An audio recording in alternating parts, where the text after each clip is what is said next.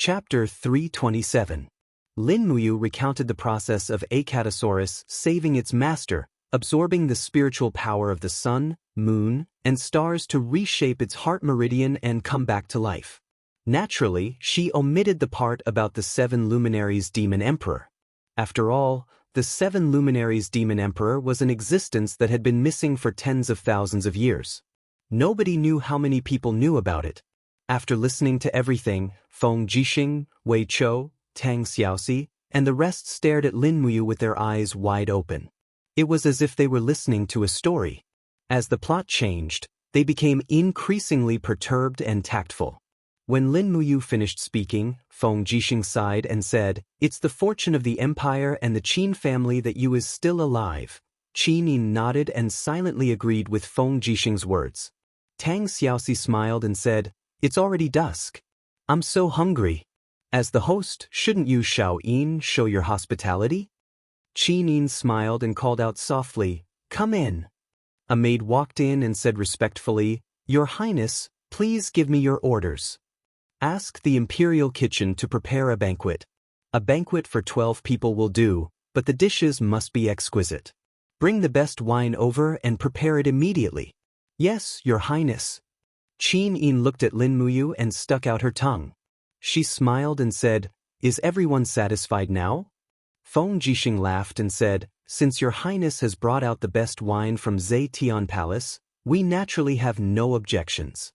Lin Muyu leaned back in her chair and asked with a smile, "A lot must have happened while I was unconscious." "Oh yes, how did Brother Feng and Wei Chou go to Dragon Rocky Mountain to destroy the House of Chivalry?" "Everything is going well." Feng Jixing pondered for a while and said, "We killed more than 2,000 wanderers, but it's a pity that the great wanderer envoy of the Mansion of Chivalry in Lingnan Province escaped. Bu Hai is a sanctuary expert, so it's a pity that we couldn't kill him. He's a big fish." "Bu Hai?" Lin Muyu stared blankly for a moment before saying, "When I came out of the mountains, I met an old man called Bu Hai, who was also at the Saint Realm. He wanted to snatch my dragon spirit sword, but I killed him in passing." "Really?" Wei Chou was pleasantly surprised. "Sir, did the person you killed hurt his arm?" "Yes, it's an arrow wound, and the martial soul used is Flame Wolf." "Then it's Bu Hai."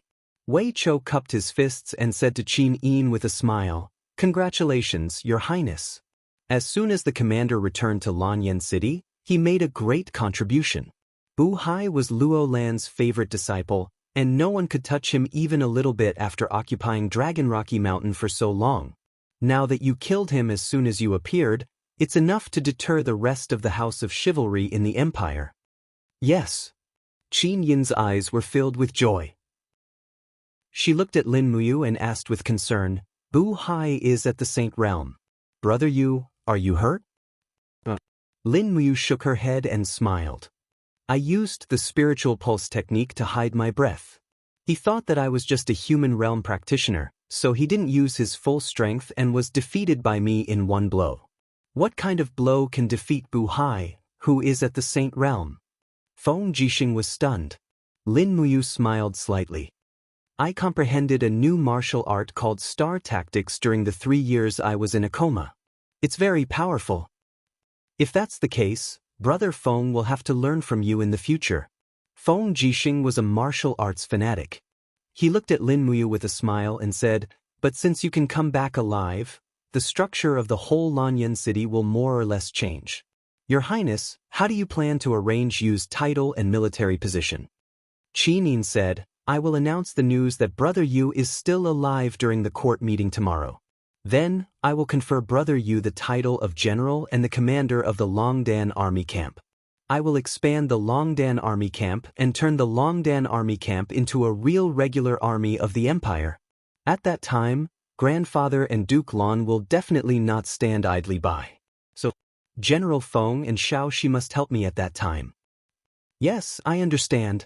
Not long after, good wine and delicacies were served one by one in the back hall of the Zetian Palace. They also invited Chu Yao, Qin Yan, and the others. A group of people sat around the table. It was a reunion dinner that they hadn't had in a long time. They ate and drank until late at night.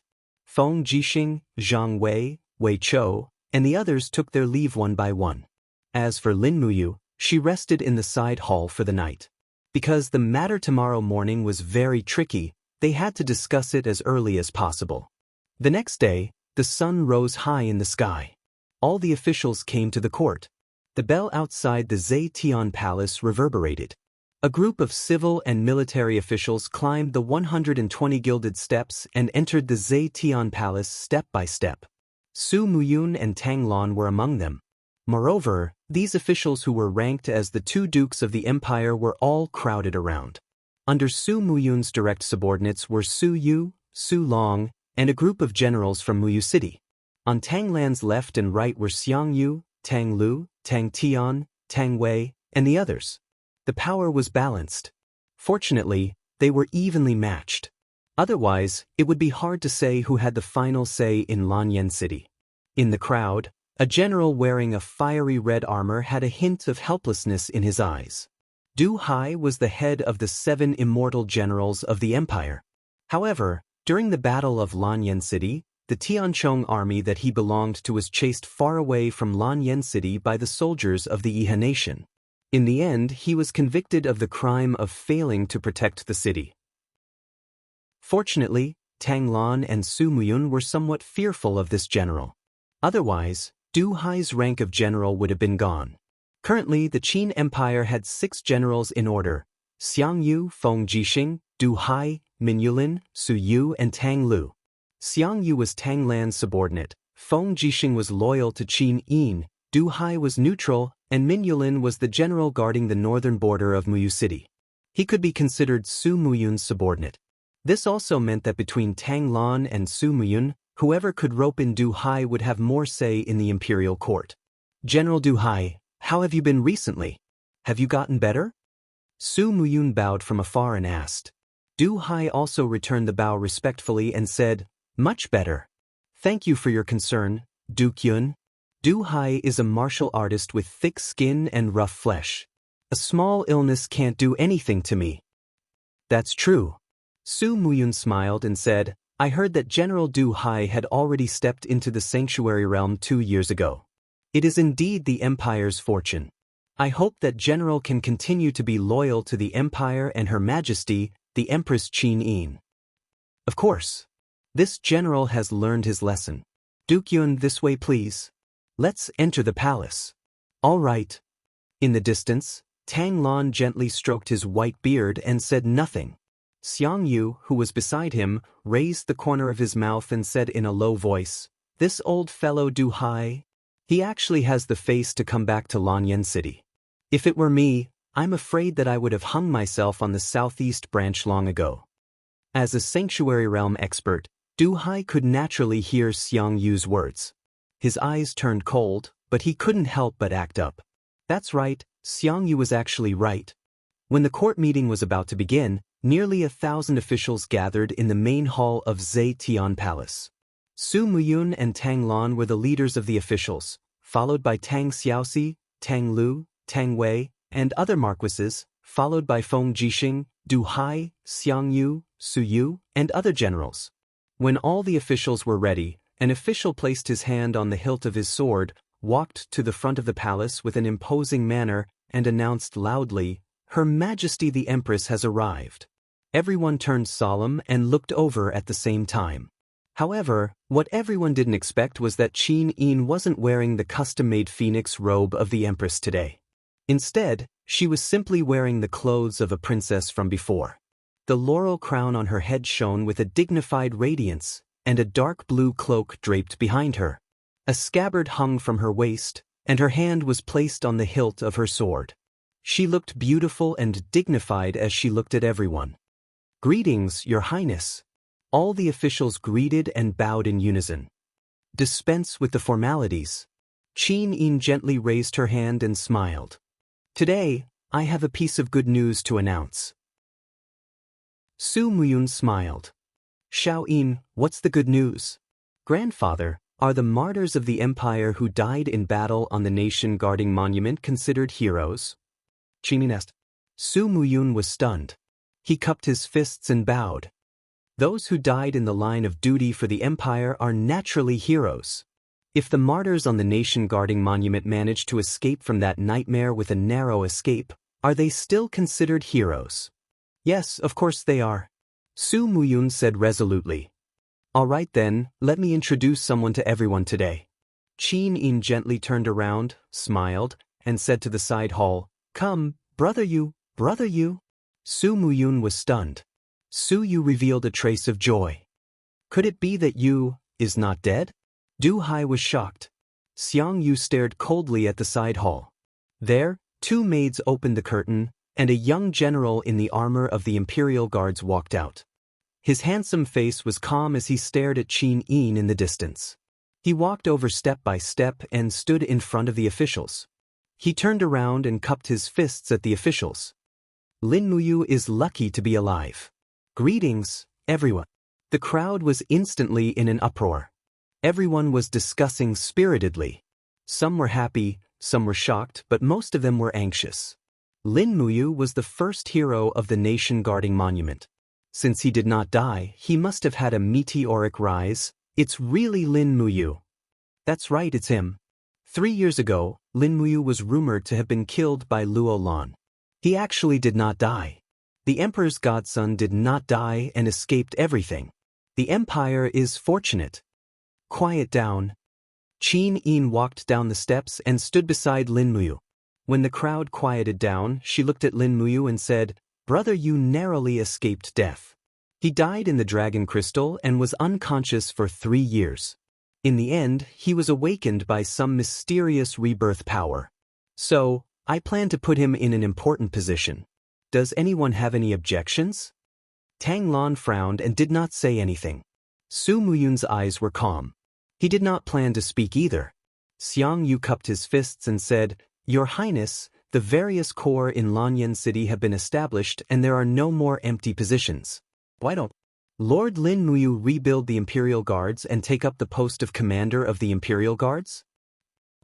Qin Yin shook her head lightly and said, Men, bring the late Emperor's posthumous edict. The late Emperor's edict? Everyone was stunned. No one knew that the late Emperor Qin Jin had left a posthumous edict. Chapter 328. An official slowly walked into the main hall with a golden scroll in his hand. He respectfully held the posthumous edict and bowed to Qin Yin. Qin Yin nodded. Read.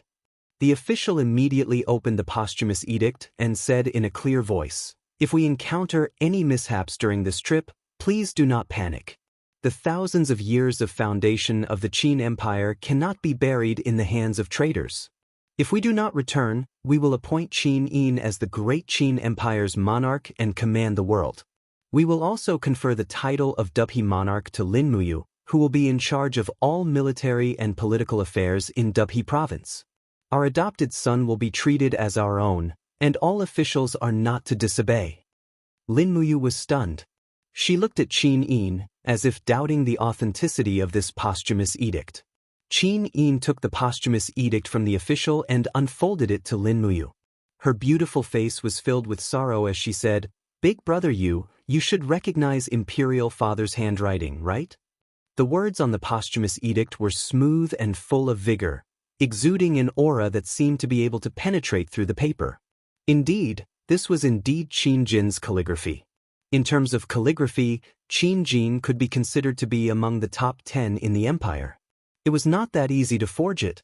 Qin Yin's eyes were slightly moist as she murmured, Big brother Yu, we found one of Imperial Father's personal guards who escaped in Dubhe province.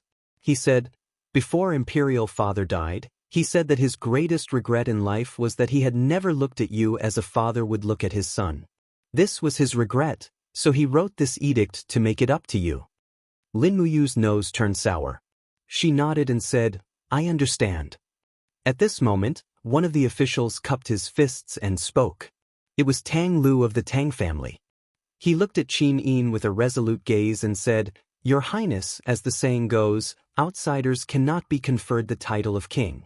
His Majesty's surname is Qin, while Lin Muyu's surname is Lin. Furthermore, even if Lin Muyu's contributions are great, it is not great enough to be conferred the title of king. Therefore, This official believes that conferring the title of king on Lin Muyu is somewhat inappropriate. Qin Yin looked at him calmly and asked, "Do you have any other objections?" In the crowd, many officials cast their gazes at Su Muyun. Hence, Su Muyun solemnly said, "Your Highness, although this is a posthumous edict of the late emperor, when the late emperor wrote this edict, he didn't know that there would be so many changes in the empire, nor did he know about morality and the ambition of the country. Times have changed, and there are many things waiting to be done in the empire. It's really inappropriate to confer the title of king at this time. It goes against the will of the people." On the other side, Tang Lan also cupped his fists and said, "I also think that the conferment of Dubhe is inappropriate. Moreover, Dubhe province is currently controlled by Duke Yun. If Lin Muyu is conferred the title of Dubhe, I'm afraid that Duke Yun will be displeased." Su Muyun looked at Tang Lan with a piercing gaze, but he didn't say anything. Lin Muyu took a deep breath. For the first time, she finally understood how tough it was for Qin Yin to be the empress. Among all the officials, there were almost none who were on Qin Yin's side. At this moment, Feng Jixing frowned and said, "Your Highness, since all the officials think that conferring the title of king is inappropriate, why don't we not confer the title of king and directly promote Lin Muyu to the rank of general? With Lin Muyu's outstanding contributions, he is worthy of this title." Tang Xiaoxi also said, "I also think that we should promote Mu to the rank of general." In the crowd, a man wearing a general's robe with 3 gold stars on his collar cupped his fists and said, "Your Highness, this general has always been reserved and diligent since I was in charge of the Ministry of War's Minister of War. In July last year, Your Highness personally issued a decree on the restructuring of the Empire's army. All generals who want to be promoted must be measured by their military achievements. Although General Lin Muyu has made outstanding military achievements 3 years ago, he is now the new empress. Therefore, this general believes that promoting General Lin Muyu to any military position now would be in violation of the new decree. I don't know if Your Highness thinks that this general is right or wrong." Xue Ling, Qin Yin was so angry that her little face turned red. She couldn't wait to immediately remove Xue Ling from her position as the Minister of War. However, Xue Ling was Tang Lan's subordinate, so she couldn't do anything about it. It was obvious that Tang Lan wasn't willing to see Lin Muyu wield military power. She didn't even want to give Lin Muyu the opportunity to become a centurion. Qin Yin was a little flustered. She looked at Su Muyun and begged for help. "Grandfather, do you think that Lin Muyu can't even be given a military position? Even if he is restored to the rank of protector of the nation?" Su Muyun cupped his fists and said, "Xiao Yin, since the new decree has been issued, then we must strictly follow it. The Iha Empire is getting restless, and there are plenty of opportunities for you to make military achievements. There is no need to be in such a hurry." Feng Jixing's sword-like brows knitted tightly. He didn't have a single solution. There were close to 1,000 officials in the imperial court, and most of them were probably Su Muyun and Tang Lan's subordinates.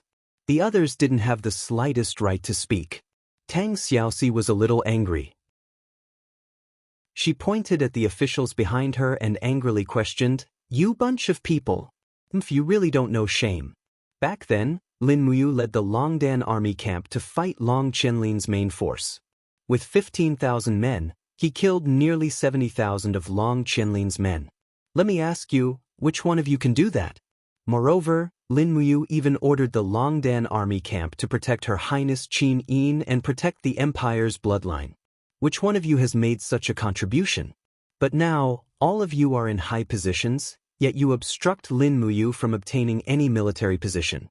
I only have one question. Do you all have any shame? Well scolded. Feng Jixing lowered his head and snickered. Princess, she is really awesome. The Minister of War, Xue Ling, smiled awkwardly at Tang Xiaoxi and said, "Princess Shi, we are just following the law. Please forgive us. We have no intention of making things difficult for Lady Lin Muyu. Is that so?" Tang Xiaoxi glared at him angrily. The fire fox martial soul circled around her graceful body, and it looked like she was about to make a move. Lin Muyu was really afraid that Tang Xiaoxi would get angry in the imperial court. She hurriedly said, "Xiao Shi, all right. If you don't want to reward me, then so be it. I don't care. Why don't we do this? Qinin widened her bright eyes and looked at him. Does you have a better idea? Yes. Lin Muyu turned around and looked at the officials. He cupped his fists and smiled humbly. Just like what the Minister of War said, since the law has been issued, it must be followed. Since that's the case, I better return to the temple. It just so happens that Great Deacon Guyang has decided to give me the position of the Great Deacon of the temple. Tang Tian was stunned. The temple is the foundation of the empire. The position of the Great Deacon is very important. How can it be given to you just like that? Lin Muyu raised his eyebrows. I've seen the laws of the empire. The Great Deacon of the temple has always been decided by the emperor. If Xiao Yin wants me to be the Great Deacon of the temple, who would dare to interfere? As he said that, he suddenly pulled out the sword on his back. Dang! He stabbed the sword into the carpet in front of him. Sparks flew. Lin Muyu smiled. The name of the empire is Qin. The emperor of the empire is Qin Yin. As officials, we should understand the way of an official. I am the emperor's godson. I am Xiao Yin's brother. I will protect her well. I will not let her suffer. If anyone is dissatisfied, feel free to come to the temple to test the sharpness of this sword. I will accompany you anytime. Tang Tian was speechless under Lin Muyu's imposing manner. He was dumbfounded and did not know what to say. Tang Lan and Su Muyun frowned and looked at each other. No one said a word. This time, they really could not make things difficult for him. Lin Muyu was following the laws of the empire. No one could defy it. Even if these two Grand Dukes could cover the sky with one hand in Lanyan City, they could not openly defy the laws of the empire. This was the first battle after Lin Muyu's resurrection. He had won. Feng Jixing stood at the bottom of the hall. His face was filled with joy. He laughed softly. You this rascal? Good job. Wei Chou also smiled. It's great that the ruler is here. Tang Xiaoxi looked at Lin Muyu happily. The more she looked at him, the more she liked him. She did not know what to do. At this time, Su Muyun took a step forward and cupped his fists. Congratulations to Lord Lin Muyu for being promoted to the Holy Sanctum's Grand Deacon. You deserve it. Tang Lan also cupped his fists and congratulated him. Soon, all the officials congratulated him. They were indeed a bunch of bootlickers. However, according to the rules, the Longdan army camp and the Imperial Guards were still not allowed to expand. Any expansion of the army required the two Grand Dukes, Tang Lan and Su Muyun. Therefore, Qin Yin could not do anything about it. However, Lin Muyu had obtained the position of Holy Sanctum's Grand Deacon. He could still display his strengths. In the afternoon, Tang Xiaoxi, Feng Jixing, Wei Chou, and Lin Muyu returned to the Holy Sanctum. The ceremony to take over as Holy Sanctum's Grand Deacon was also very simple. It was completed hastily. Following that, the Holy Sanctum returned to the situation of one Grand Deacon and 4 deacons. In the Holy Sanctum, a group of people surrounded a round table and stared at each other. Feng Jixing held his teacup and swirled it. He gritted his teeth and said, "This is so infuriating. The two Grand Dukes have been trying so hard to expand the Imperial Guards and Longdan army camp. Do they want to restrict us to 21,000 soldiers forever? To be honest, we can't do anything with this number of soldiers." Tang Xiaoxi looked at Lin Muyu and asked, "Mu, can you continue to recruit soldiers in Dragon Rocky Mountain and secretly expand the Longdan army camp?" "I can consider this."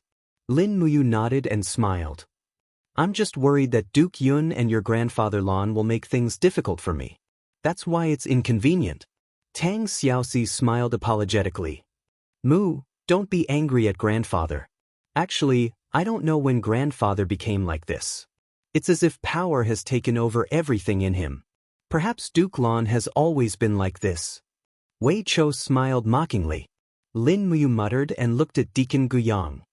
"Grandfather Guyang, I've checked. The residences behind the Holy Temple are almost all abandoned. Can we buy these residences? What does Grand Deacon want to do with these residences?" Guyang asked in astonishment. "Convert these residences into barracks, then build new training grounds, drill grounds, and so on. Lin Muyu smiled. It shouldn't cost too much, right? I just happen to have a large sum of Jianghu coins to spend. It really won't cost much. What are you thinking, you? Gu Yang asked with a puzzled expression. Lin Muyu continued to ask, how many holy temple branches are there in the empire? 1,324. Gu Yang said with great familiarity, there are about 20 to 50 holy temple employees in each branch. That's about it. Lin Muyu nodded.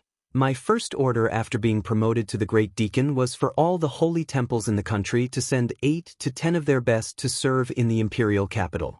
This way, we will be able to provide close to 10,000 holy temple employees. Gu Yang was stunned. Feng Jixing smiled and clapped. Good one. This move is brilliant.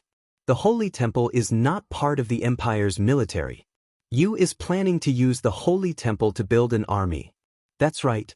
Duke Lan and Duke Yun won't let me have a private army. Then, I will use my status as Grand Deacon to build a 10,000-strong Holy Temple army. Wei Chou will send the generals of the Longdan army camp to the Holy Temple to teach them tactics and formations. I will use the Holy Temple to strengthen the Longdan army camp. This way, Xiao Yin will have more bargaining chips. Yes, Big Brother Feng will definitely support you. Feng Jixing cupped his fists and smiled.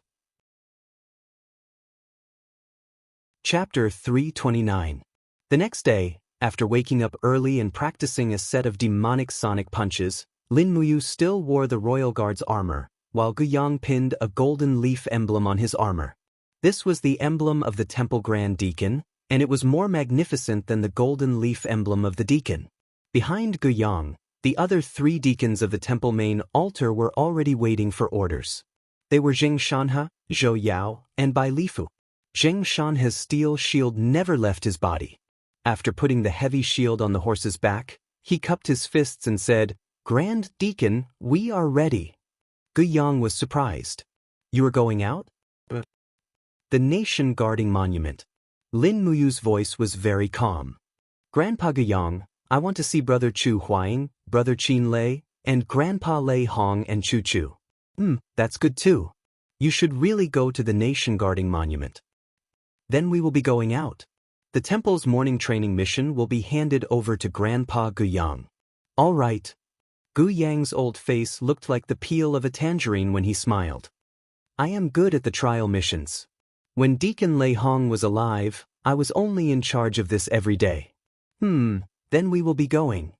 Lin Muyu took the reins of a warhorse from the temple guards, flipped on the horse, and left the temple with the 3 deacons. Outside the temple, Feng Jixing was already waiting with Zhang Wei and Xia Hosang. In addition, Qin Yin, Tang Xiaoxi, and Chu Yao were also there. Why is Xiao Yin here? Lin Muyu couldn't help but ask with a smile. Qin Yin's lips curled up. I have been going to the nation guarding monument every 3 days.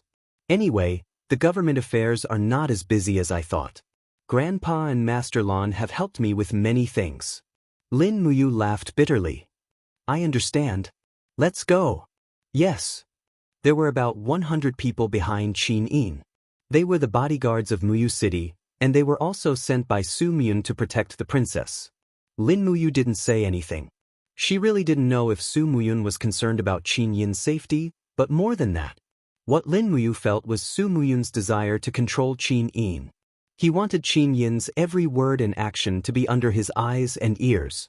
This was also the situation that Lin Muyu urgently needed to change. She had to let Qin Yin slowly establish the prestige of the emperor. Outside Lanyan City, there were birdsong and fragrant flowers. The team went straight to Eagle Nest Mountain. At the foot of Eagle Nest Mountain, there was a small grave at the edge of the mountain. There was a tombstone next to it. It was Chu Huayin's and Jinxiang's graves. Wei Chou and the others left in a hurry, so they could only bury Chu Huayin and Jinxiang here. After that, they didn't move to the nation guarding monument because Qin Yin felt that it was the best for the 2 of them. The tombstone was covered with moss. Lin Muyu walked forward and gently wiped away the moss with her own hands. Then, she pulled off the vines on the tomb. When she pulled off the vines, she found that they were wrapped around a long rusty sword. It was Chu Huaying's sword. It was stabbed into the side of the tomb. It was as if its owner had fallen into a deep sleep and no longer cared about the world. Two blight butterflies fluttered around the blade of the sword as if they were attracted by something. Lin Muyu took a few steps back and knelt on the ground. She looked at the tombstone silently and said, "Brother Chu, I'm back? I'm sorry that I couldn't take you with me back then." Chu Yao slowly knelt down, tears flowing down her face silently. Qin Yin didn't care about the mud on the ground. She knelt in front of the grave and said softly, "General Chu Huayin, you are the pride of the empire and the pride of the empire's soldiers. I hope that you will never be separated from Miss Zhenxiang in the underworld." Feng Jixing slowly knelt down and said, "Old Chu, rest in peace. Your vengeance. You and I will avenge you. Don't worry, none of the people who made you bleed in the past will have a good ending. This is my promise to you, Feng Jixing." Zhang Wei, Wei Chou, Jing Shanhe, and the others also knelt down one by one. Although Chu Huayin wasn't buried under the nation-guarding monument, everyone knew that he was the second martyr of the nation-guarding monument. Chu Huayin was even posthumously conferred the title of king a year ago. This was an unimaginable honor. This was probably what Chu Huayin was after, to bring honor to his ancestors. Moreover, the Chu clan was indeed known by everyone because of him. After paying respects to Chu Huayin and Zhenxiang, everyone got on their horses and went to the nation-guarding monument. Along the way, the shade of the trees shone on everyone. Lin Muyu gently held the reins and said, "Brother Feng, is there any news of Zheng Yifan?" Feng Jixing shook his head. There was no news of Zheng Yifan after he left Lanyan City. Originally, we all thought that if there was a rebellion, it would be led by Zheng Yifan. However, we guessed wrong. Zheng Yifan didn't have any intention of rebelling. Instead, it was His Majesty's brother, Qin Yi, who came from Lingnan and caused the chaos in Yihe Nation. How's the military strength of Yihe Nation now? Not bad. Feng Jixing thought for a moment and said, "The spies we planted in Yihe Nation for the past 3 years have reported that they have been recruiting new soldiers. Now, they have a total military strength of around 500,000, which is comparable to the current military strength of the empire. Moreover, the empire was defeated in Qinling Mountains 2 months ago, so Yihe Nation's overall strength might be slightly stronger than ours. What's worse is that Yihe Nation has taken over Lingdong Province and Tongtian Province. They will definitely station their troops in these 2 provinces in order to fight the empire again." Lin Muyu clenched her fists with a burning gaze and said, "This debt will be settled one day. Sooner or later, I will hang Qin Yi and Long Qianlin's heads under the eaves of Zetian Palace." As she said this, Lin Muyu asked again, "Have you found His Majesty's body?" "Yes, he was buried on the shore of Fairy Lake without building an imperial mausoleum." Feng Jixing said lightly, "This was decided by Duke Muyun and Duke Kanglin together." Beside him, Qin Yin said, "Father was so headstrong that he was killed at Fairy Lake. Perhaps it would be better for him to be buried by Fairy Lake. After all, if he were alive, he might not be willing to be buried in the imperial mausoleum." Feng Jixing nodded. Lin Muyu looked down at the retreating trees and suddenly asked, "Who is in control of Cangnan Province now?" "In Duke Lan's hands." Wei Chou cupped his fists and said, "In June 3 years ago, Xiangyu led the army to soak the Daojiang River with poisonous fruits and cut off the water source of the righteous army in Wugu City. The poisonous water spread and caused a plague. Wugu City became a dead city and naturally fell into the hands of Xiangyu and Duke Lan. Although people have been migrating to Wugu City for the past 3 years, Wugu City is no longer as prosperous as it used to be. The total population is less than 500,000.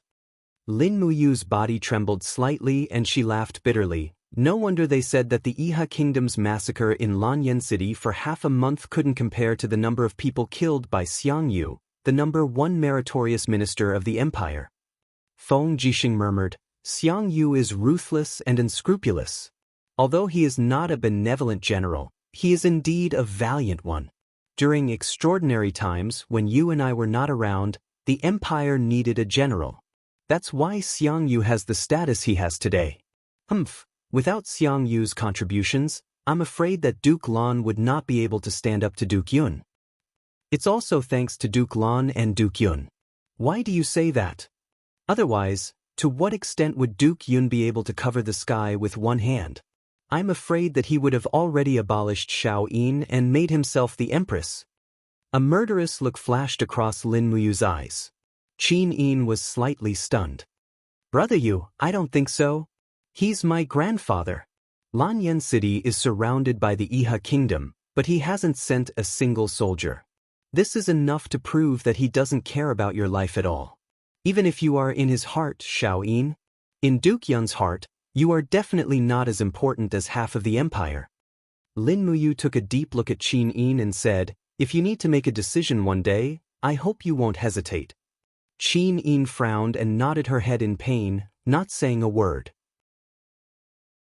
Zhang Wei, who was at the side, smiled and said, Great Deacon, as you said, Her Highness is not as important as half of the empire in Duke Yun's heart. What about you? How important is Her Highness to you?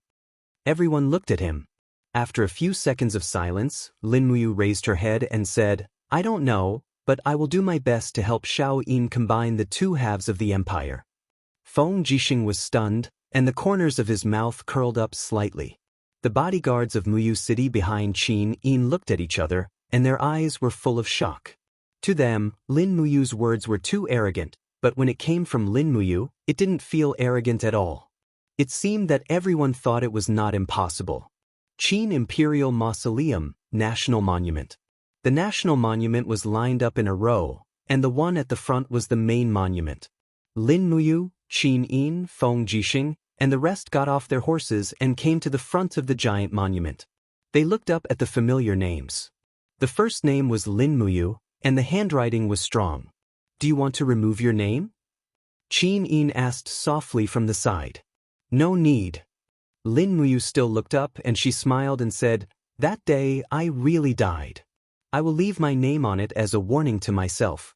Every minute and every second, I might die to see Brother Chu Huayin, Brother Qin Lei, and the rest. Qin Yin nodded lightly. All right then.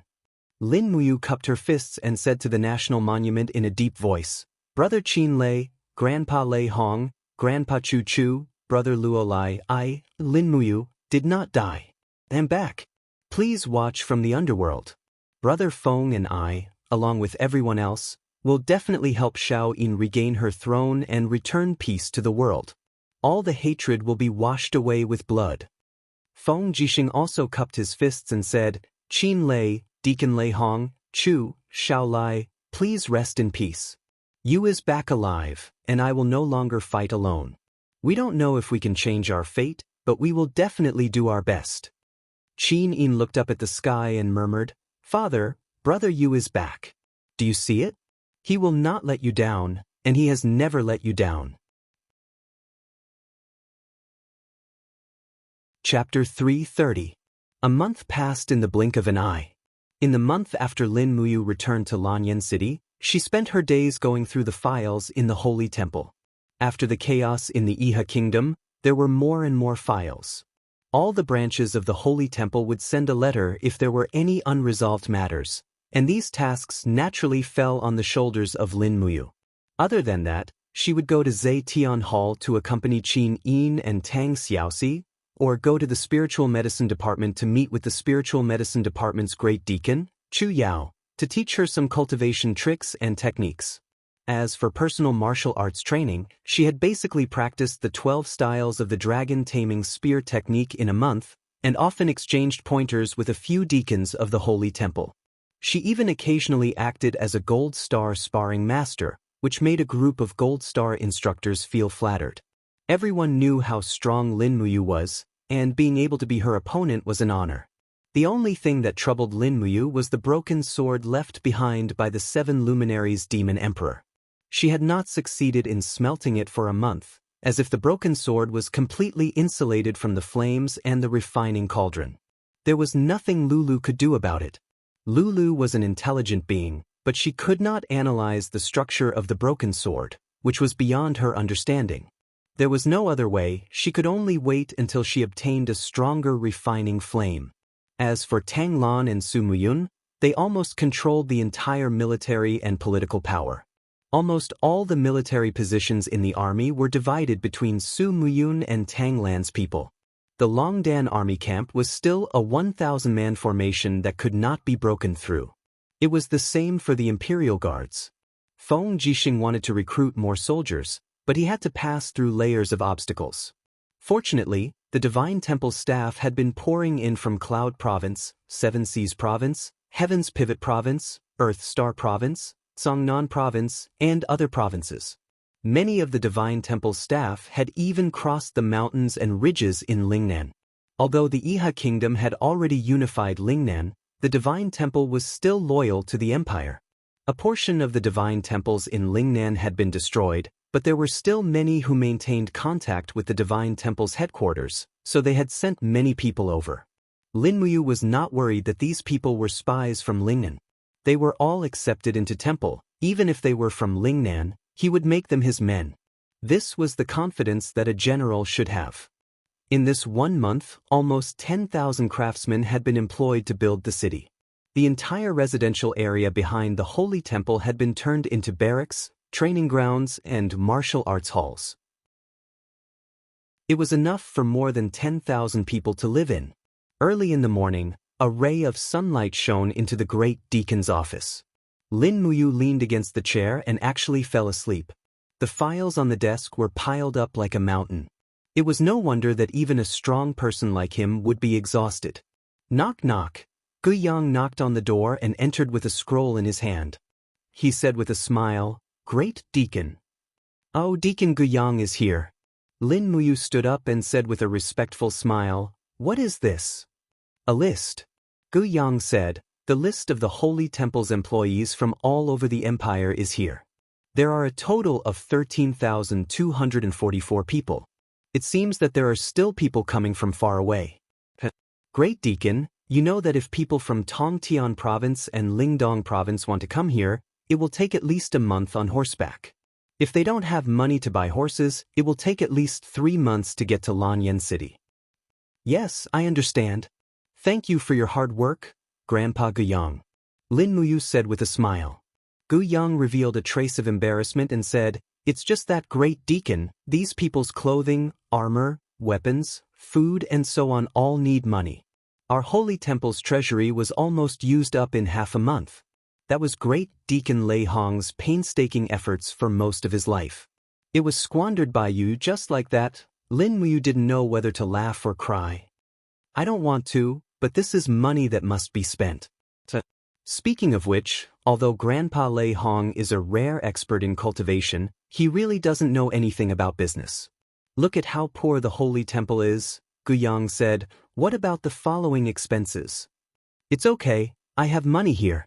Lin Muyu took out 1,000,000 gold notes and gave them to Gu Yang. She smiled and said, "This was given to me by that old guy Yu Qiyan. It must be the wealth of the people from the Heaven's Pivot Province. It's perfect to use it here."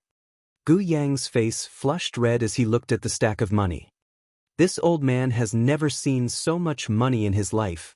"I'll bring some people to exchange it." "Haha, our Holy Temple's financial crisis has been resolved. Bring one more person, don't let them rob us. Don't worry, who in Lanyan City dares to rob the Holy Temple's funds?" Gu Yang laughed wildly as he left. Lin Muyu was speechless. However, the money in her universe bag was getting less and less. She had already spent 1,000,000 on building new barracks and buying weapons and horses. She had just spent another 1,000,000. If she didn't find more sources of income, she would have to spend it all. It was a pity that after the Iha Kingdom's massacre, there was no news of the Imperial Merchant Guild. What replaced it was a messy battle between more than a dozen merchant guilds. It wasn't suitable to do business with anyone. Moreover, she had no idea where Jean Xiaotang and Third Fatty Jean had gone. At this moment, there was a knock on the door. "Milord, Luo Yu requests an audience." "Come in." "Yes." Luo Yu put the metal helmet of the Longdan army camp under her armpit and walked in with her head held high. She was dressed in the Empire's military uniform and seemed to be in high spirits. She smiled and said, "Milord, I'm here." "What's the matter?" Lin Muyu continued to read through the memorials. She smiled and said, Luo Yu, you're now the deputy commander of the Longdan army camp, and also the deputy commander of the empire. You don't need to be so respectful to me. I'm just a mere grand deacon of the holy temple. Luo Yu couldn't help but laugh. My lord, what are you saying? Even if Luo Yu becomes the empire's marshal, I'll always be your subordinate. Moreover, I've come with news. What news? We found Jin Xiaotong's whereabouts. Lin Muyu hurriedly stood up. Luo Yu said, in the commoners' district south of the city. It said that after the Iha kingdom conquered the city, they massacred the Imperial Merchant Guild and killed many people. They took everything from the Imperial Merchant Guild. Furthermore, Jin Xiaotong's father also died in the massacre. Right now, Jin Xiaodang is running a small business, buying and selling some clumsy weapons. She's been bullied quite a bit when doing business with those mercenaries. Is that so? Lin Mu frowned and said, let's go. Take me to see Xiaotang. Perhaps it was because Lin Muyu's status was different now, but before he left, he was arranged to have 8 temple guards follow him. In any case, there were more than 10,000 temple guards training in the camp behind the temple. The temple was not lacking in manpower now. Luo Yu was dressed in the empire's high-ranking officer's uniform and galloped alongside Lin Muyu. Lanyan City was too big. After galloping for nearly an hour, they finally arrived at the commoners' district south of the city. This place was already filled with a foul atmosphere. It was a place where thieves, swindlers, wandering mercenaries, bards, prostitutes, and patrons would appear. Luo Yu pointed to a tavern in the distance and said, there, that tavern is where Jin Xiaodang often trades weapons with the mercenaries.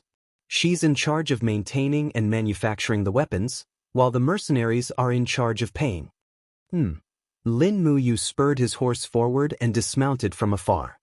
He handed the reins to a temple guard and walked into the tavern with his hand on the hilt of his sword. The tavern was bustling with activity as everyone was drinking and no one noticed him. Under the dim light, some mercenaries in broken armor were drinking heartily not far away. They gulped down large cups of barley wine, which flowed down their beards and landed on their red chest hair, which seemed to be on the verge of burning. In the corner, Lin Muyu saw Jin Xiaodang. She was much thinner and weaker than before. She held a slightly rusty longsword in her arms and carefully placed it in front of a bearded mercenary. What? You want 2 Jin coins for this kind of trash? The bearded mercenary suddenly stood up and pushed Jin Xiaotang away. His face was filled with an arrogant smile. How about I give you 2 nights of pleasure? Little girl, buying and selling weapons on Rotten Water Street is under the control of the Imperial Guards. Do you know who I am? How dare you bargain with me? Jin Xiaodang felt wronged and tears welled up in her eyes. She stood there motionlessly and muttered, 2 Jin coins, not 1 less. If you give me less, I won't even have money for this week's bread. 2 Jin coins, right? Here. The mercenary randomly took out 2 copper coins and threw them on the table. He smiled and said, here, don't say that I took your sword for free. Jin Xiaotang was on the verge of tears. This is 2 copper coins, everyone saw it. Do you want to die? The bearded mercenary was completely enraged. He stepped forward and grabbed Jin Xiaotang's neck. Suddenly, a strong gust of wind swept past and a strong palm blocked the mercenary's arm. Like a pair of iron pincers, it pushed the mercenary back. Bam! The bearded mercenary slammed heavily into the wall. He immediately became dizzy and shouted angrily, who is it? How dare you offend me in Rotten Water Street? But when he looked closely, he realized that the person in front of him was wearing the armor of a high-ranking general of the empire. There was a very noble-looking golden leaf on his chest, and he immediately sobered up. Luo Yu said coldly, what? You want to challenge the great deacon of the Holy Cathedral? Get lost.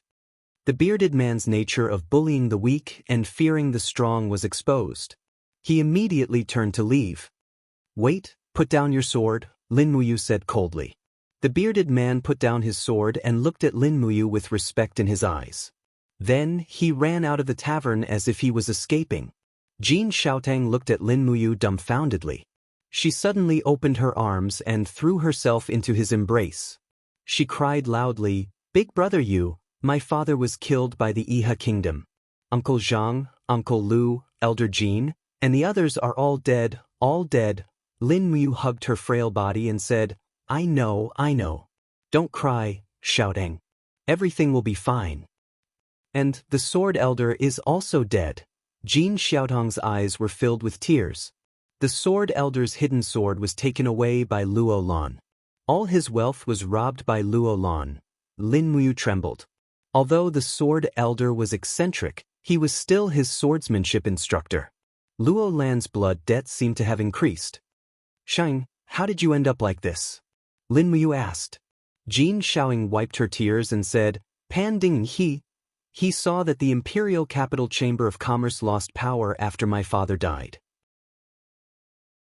So, he opened a new dragon-seeking Chamber of Commerce and chased me out of Tong Tian Street. I have nothing left and can only live here. Pan Ding Tian? Lin Muyu frowned. Isn't Pan Ding Tian's daughter Pan Zyiridium your best friend? She didn't protect you? Zyiridium had no choice. Don't worry, I'll be there for everything. Lin Muyu's eyes turned cold. I want to create a new Chamber of Commerce to compete with the dragon-seeking Chamber of Commerce.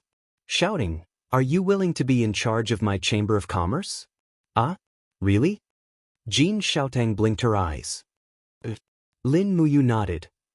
I'll give you 3 million in operating funds. This is all I have. In addition, I'll give you a large number of high-grade weapons and medicines.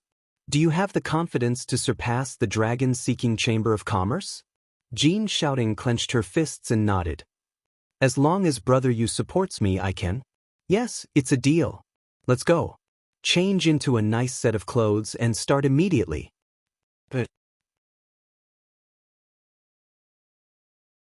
Chapter 331. In the afternoon, Jin Xiaotang had already changed into a brand new set of clothes, and once again became delicate and beautiful. As the saying goes, clothes make the man. Without a decent set of clothes, one wouldn't have much confidence in speaking, let alone convincing others. Lin Muyu and the 3 deacons of the Divine Palace personally escorted Jin Xiaotang to a few places. The Ministry of Revenue, where they bought the foundations and buildings for the Merchant Guild. In reality, it was still the same Merchant Guild in the Imperial capital. However, after the Iha Kingdom killed Third Fatty Jin and the other owners, this place became ownerless, so it was sealed off by Feng Jixing's men. In the afternoon, the seal was removed. The next step was to gather manpower. This matter was handed to Jin Xiaoting. Lin Muyu gave her 3 million gold notes and asked Wei Chou to arrange 5 experts from the Longdan army camp to protect Jin Xiaoting. After the Iha Kingdom's rebellion, the security in the imperial capital was not very safe. At dusk, Lin Muyu arrived at Zetian Palace. Qin Yin was practicing the god-binding chains. She raised her head and saw Lin Muyu. She immediately stood up and smiled. Brother Yu, you haven't come to Zetian Palace for 3 days?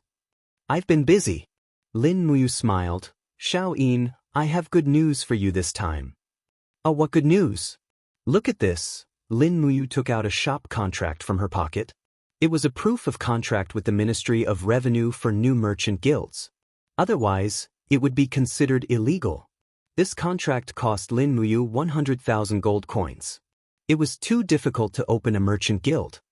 Merchant guild contract? Qin Yin widened her eyes and asked in surprise. Look at the signature of the owner. Wow. Qin Yin saw that the name of the merchant guild was Zine Flower Merchant Guild. The owner's name was Qin Yin. She looked at Lin Muyu in shock. Brother Yu, this is... Lin Muyu said, I found Jin Xiaoting from the merchant guild and asked her to build a merchant guild for me. This will be the source of funds for the Divine Palace Army and the Longdan Army Camp. But if I do it boldly, Duke Lan and Duke Yun will definitely make things difficult for me. So, I decided to let you, the Empress, be the owner of the merchant guild. This way, no one will make things difficult for you. Xiao Yin, all you have to do is sign your name and stamp the Empress's seal. That will be enough. I see. Qin Yin burst into laughter. Brother Yu is really meticulous. You even thought of such a method. By the way, what's the situation with the Holy Palace Army? How is the Divine Palace Army doing? More than 13,000 people have gathered and are training. Don't worry. Lin Muyu said confidently, the Divine Palace Army will be your bargaining chip, Xiao Yin. Write a letter to Xiao Shi and ask her to order the demons to tame more warhorses. In the future, the Divine Palace Army will buy warhorses from them at a low price. Okay, I will do it. Qin Yin took out a brush and ink. She quickly signed her name on the contract and stamped it with the Empress's seal. Lin Muyu kept the contract as if it was a treasure and smiled, just wait and see the rise of the Xin Flower Merchant Guild. If we can control the economy of Lanyan City, we will not have to be afraid of Duke Lan and Duke Yun. I will leave now. I will come and see you when I am done. Goodbye, brother Yu. Qin Yin walked him all the way to the door. She watched as Lin Muyu mounted his horse and galloped away. She was happy and disappointed at the same time. She was happy that he came back alive, but she was disappointed that he couldn't stay by her side after running around for her. The maid beside her couldn't help but giggle. Your Highness, the chief deacon will come back again. You don't have to be like this, right? Little girl, how dare you make fun of me? Qin Yin laughed and scolded, hurry up and prepare dinner. I want to drink soup tonight. Yes, I will get the Imperial Kitchen to prepare it now. At night, when Renbaqian arrived at the entrance of the new merchant guild without stopping, she found that Jin Xiaotang had already hired a large group of workers to renovate the shop. Although the total area of the new merchant guild was less than 20% of the original one in the capital, everything would come back as long as the business was booming. Jin Xiaotang, who walked out of the commoners area, looked radiant. Her entire temperament had changed. When she saw Lin Muyu, she immediately greeted her with a smile and said, Brother Yu, everything is ready. We can hang out our shop tomorrow. That's good.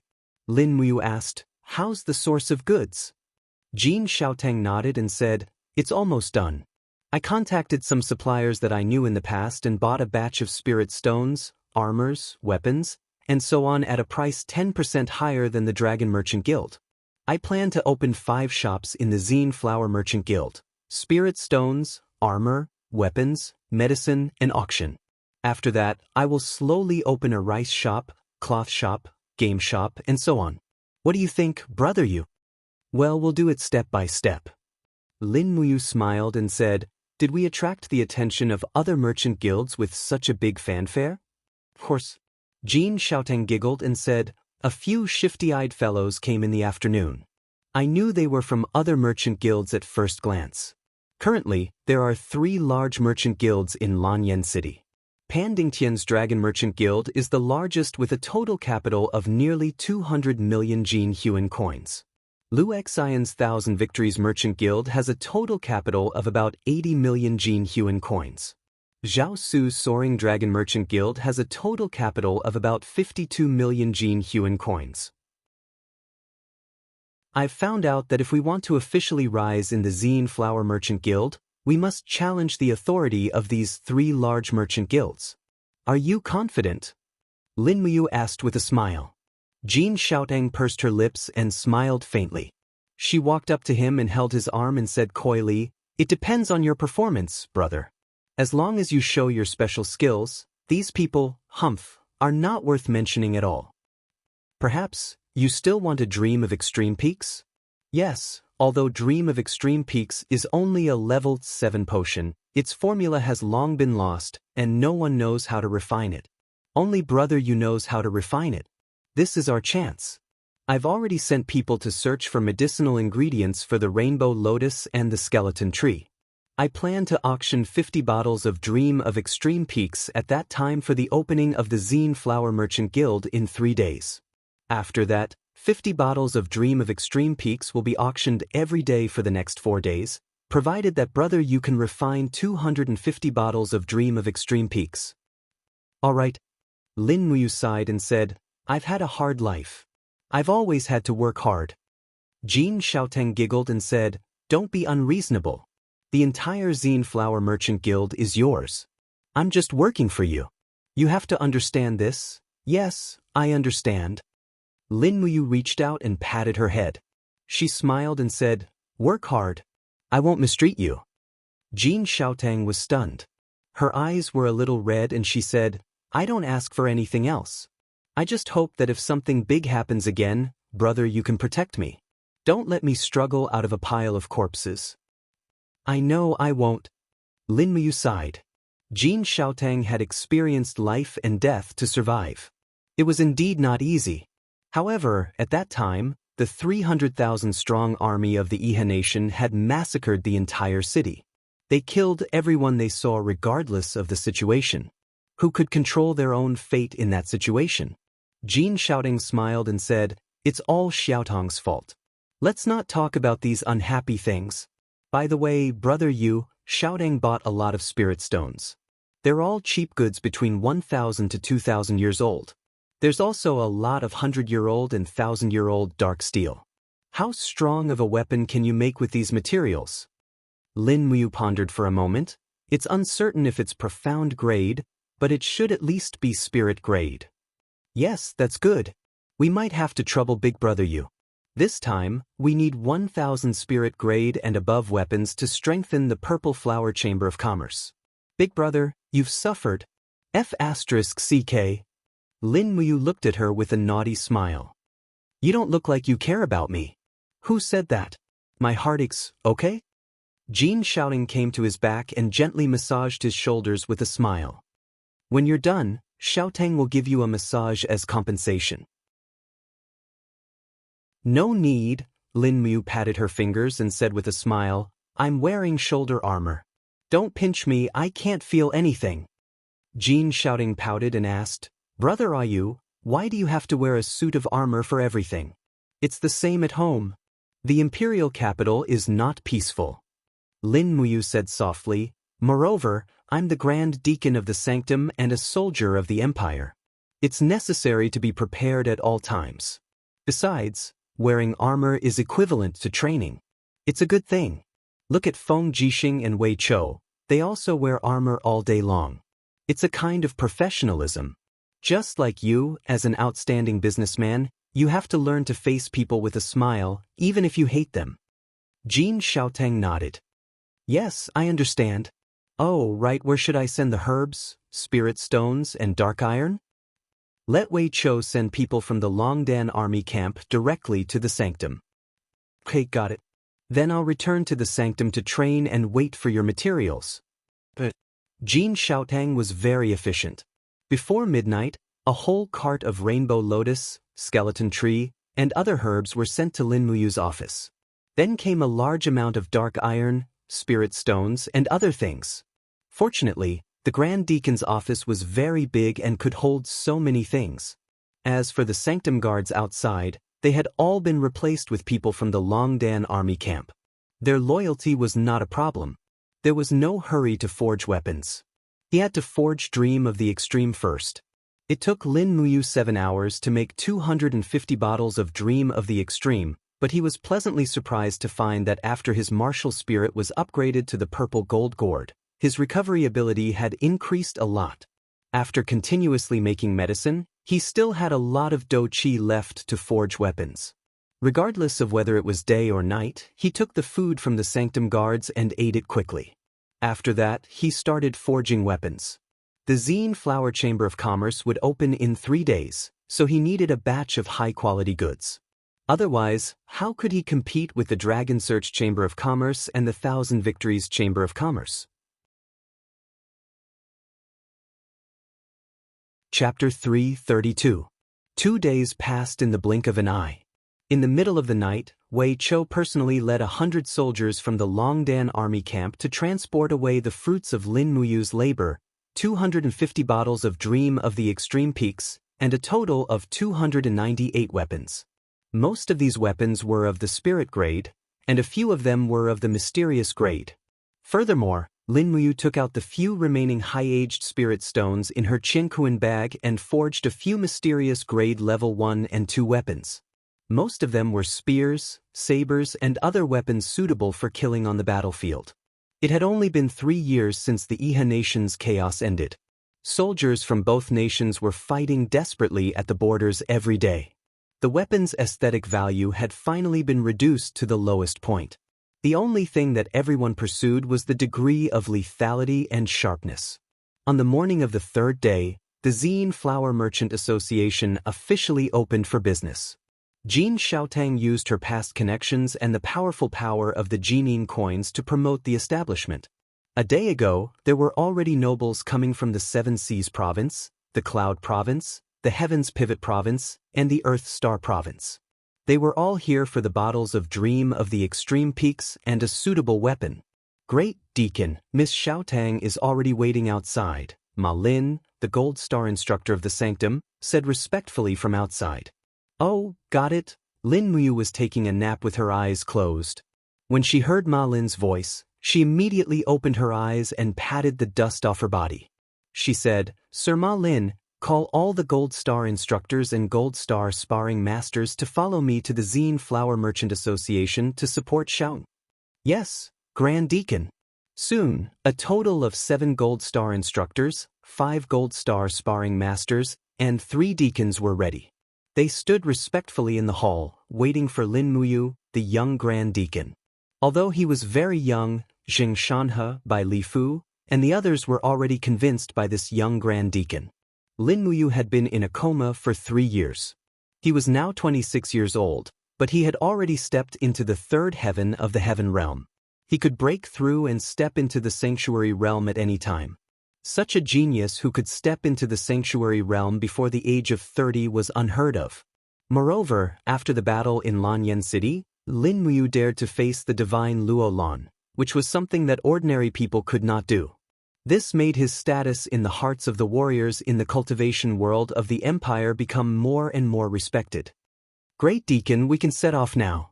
Zheng Shanhe cupped his fists. All right, let's go. Outside the temple, Jin Xiaotang waited for a long time with a few guards hired by the Chamber of Commerce.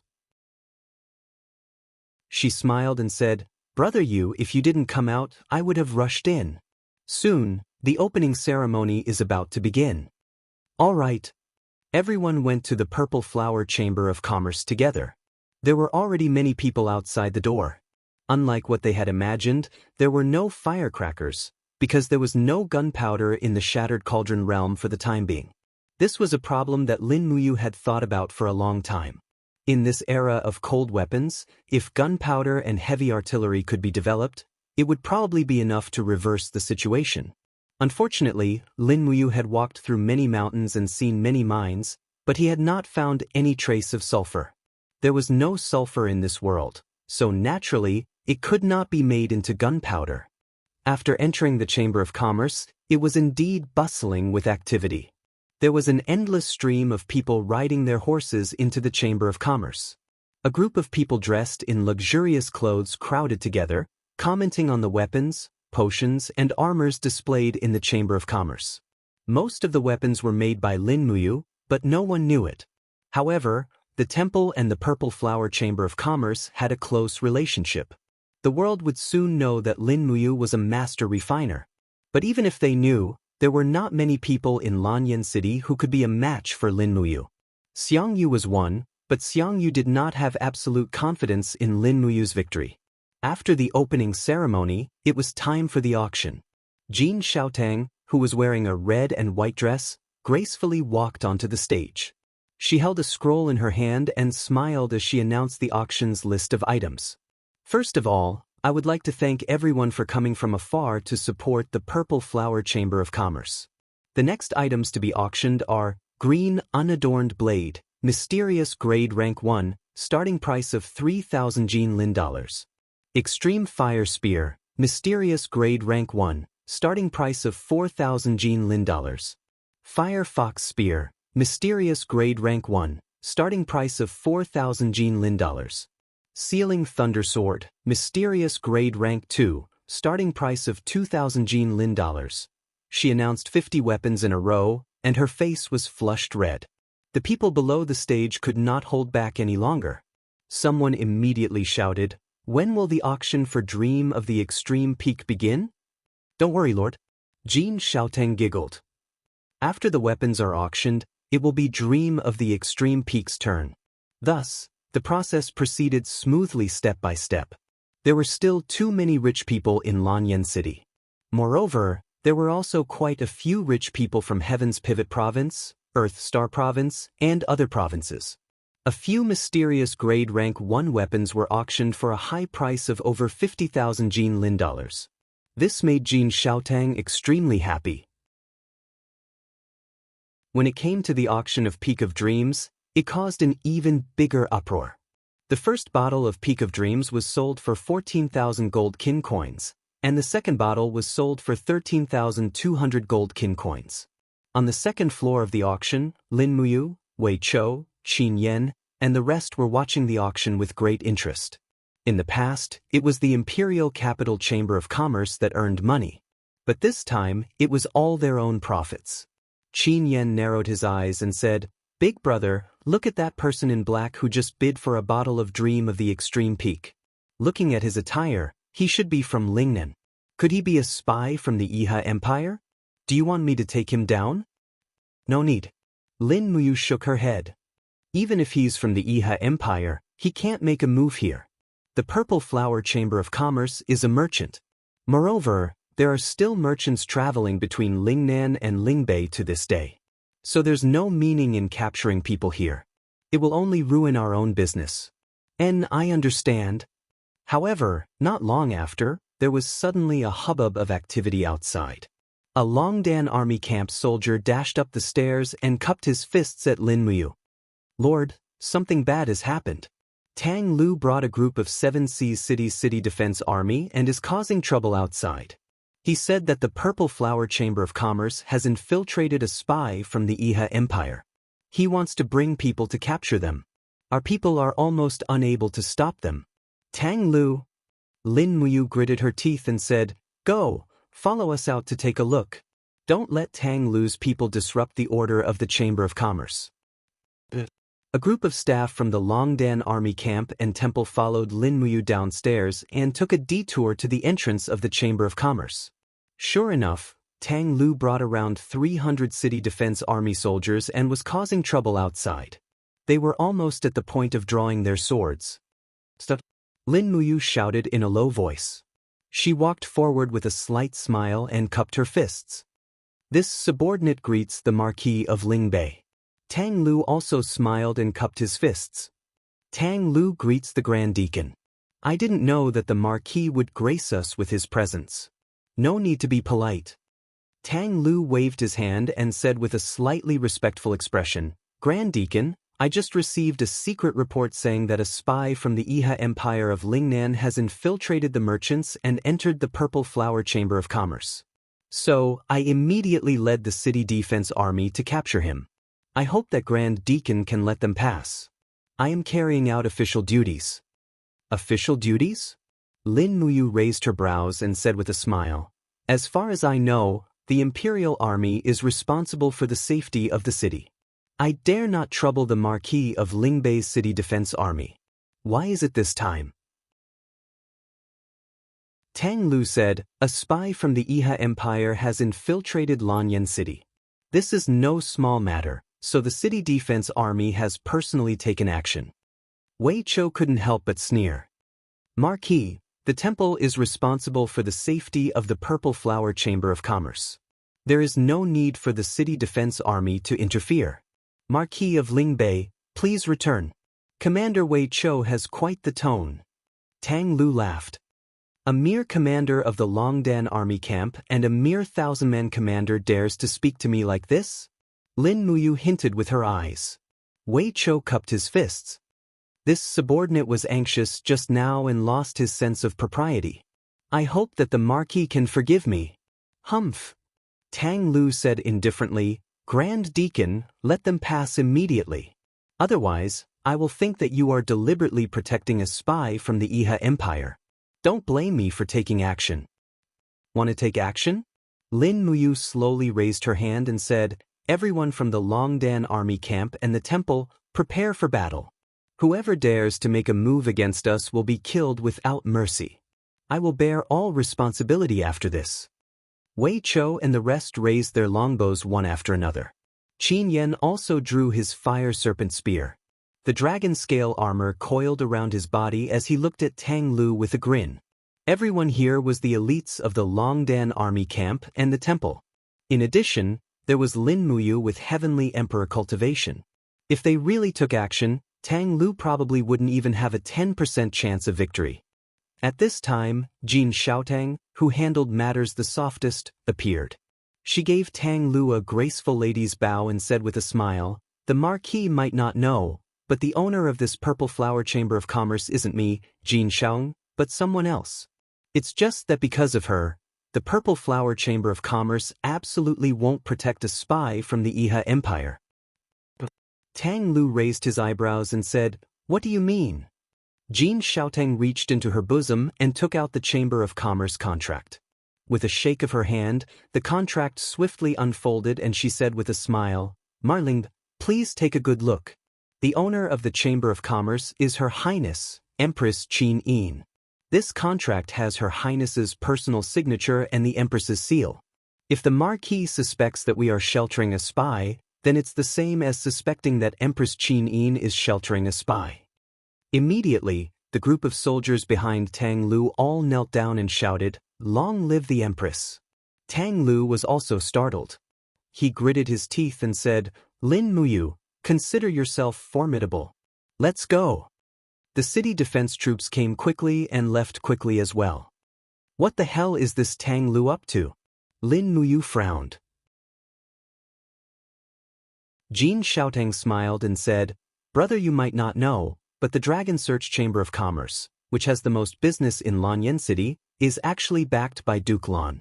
Otherwise, how do you think Pan Ding Tian was able to make the nameless Dragon Search Chamber of Commerce rise so quickly after the massacre of the city? We stole Duke Lan's business, which is why Tang Lu came to make things difficult for us. It's all thanks to Brother Yu's move. Otherwise, I really don't know what to do this time." "I see." Lin Muyu clenched her fists tightly.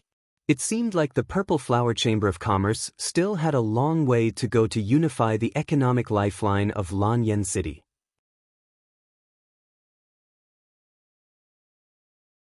Chapter 333. On the first day of business, the Zine Flower Chamber of Commerce earned 21 million Jin Yin coins. Neither Lin Muyu nor Jin Xiaotang had expected such a huge number. It was a perfect start. That night, many suppliers and small chambers of commerce came to discuss cooperation. Jin Xiaotang was overjoyed. She would be busy tonight. Lin Muyu was not someone who was obsessed with making money. He was more proficient in cultivation. Late at night, the stars twinkled. Lin Muyu stood in the backyard of the Grand Deacon's office. He looked up at the sky full of stars and could feel the strong power of the stars. The astral tactics had a total of 9 levels. Lin Muyu had only comprehended the first level, which was far from enough. He took a deep breath and suddenly increased his battle chi. Suddenly, the power of the stars lingered around his body. This was the prelude to the first appearance of the stars. However, he did not condense a killing move. Instead, he used the power of the stars in his body to cultivate his EC. For a moment, all the stars in the sky dimmed. Rays of starlight that were hard to see with the naked eye fell to the ground and slowly entered Lin Muyu's body. If someone paid attention, they would find that the stars in Lanyan City were much dimmer than before. After more than 2 hours, the backyard of the Grand Deacon's office was like a spectacle. Bright stars floated around Lin Muyu's body and slowly flowed. Lin Muyu's face showed a relaxed expression. He opened his hands naturally and 2 blue stars appeared in his palms. At this moment, he was like a god in the universe, able to grasp the vast stars in the palm of his hand. Swoosh, swoosh. In the EC, wisps of blue light and fiery red light spiraled together and slowly generated the power of the stars. Lin Muyu could not help but be ecstatic. This was a sign that the astral tactics had broken through to the second level. As long as the EC could generate stars, then it would be able to enter the second level.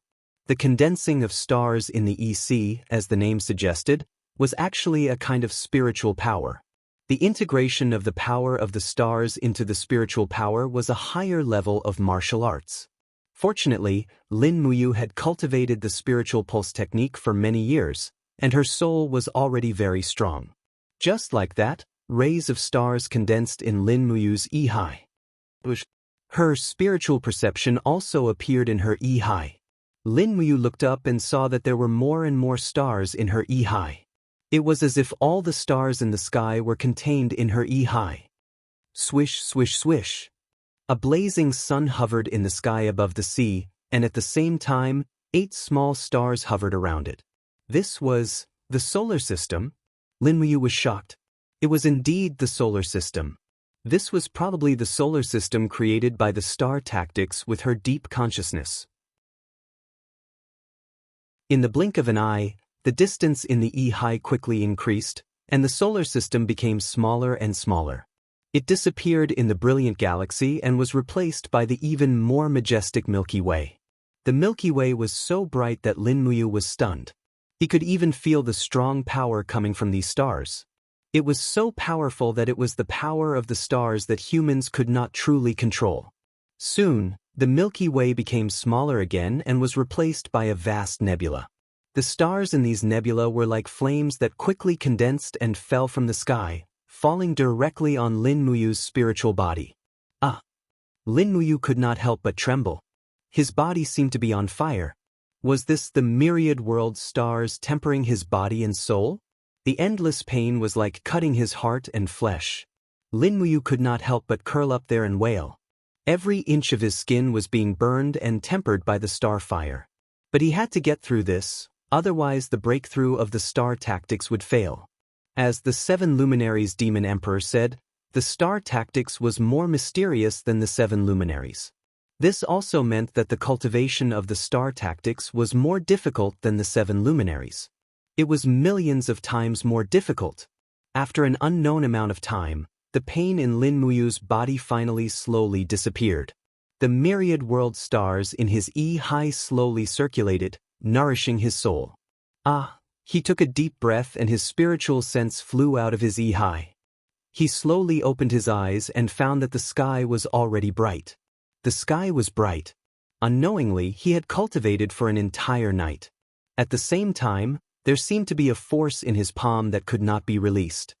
He gently exerted his force and suddenly, with a hua sound, a beautiful silk ribbon was pulled out from his palm. It swayed slowly as if it had a life of its own. But Lin Muyu was shocked. This was not a ribbon, it was a nebula. This power wasn't something the ribbon could compare to. The second move of the star tactics was finally mastered. It was the star chain in his hand.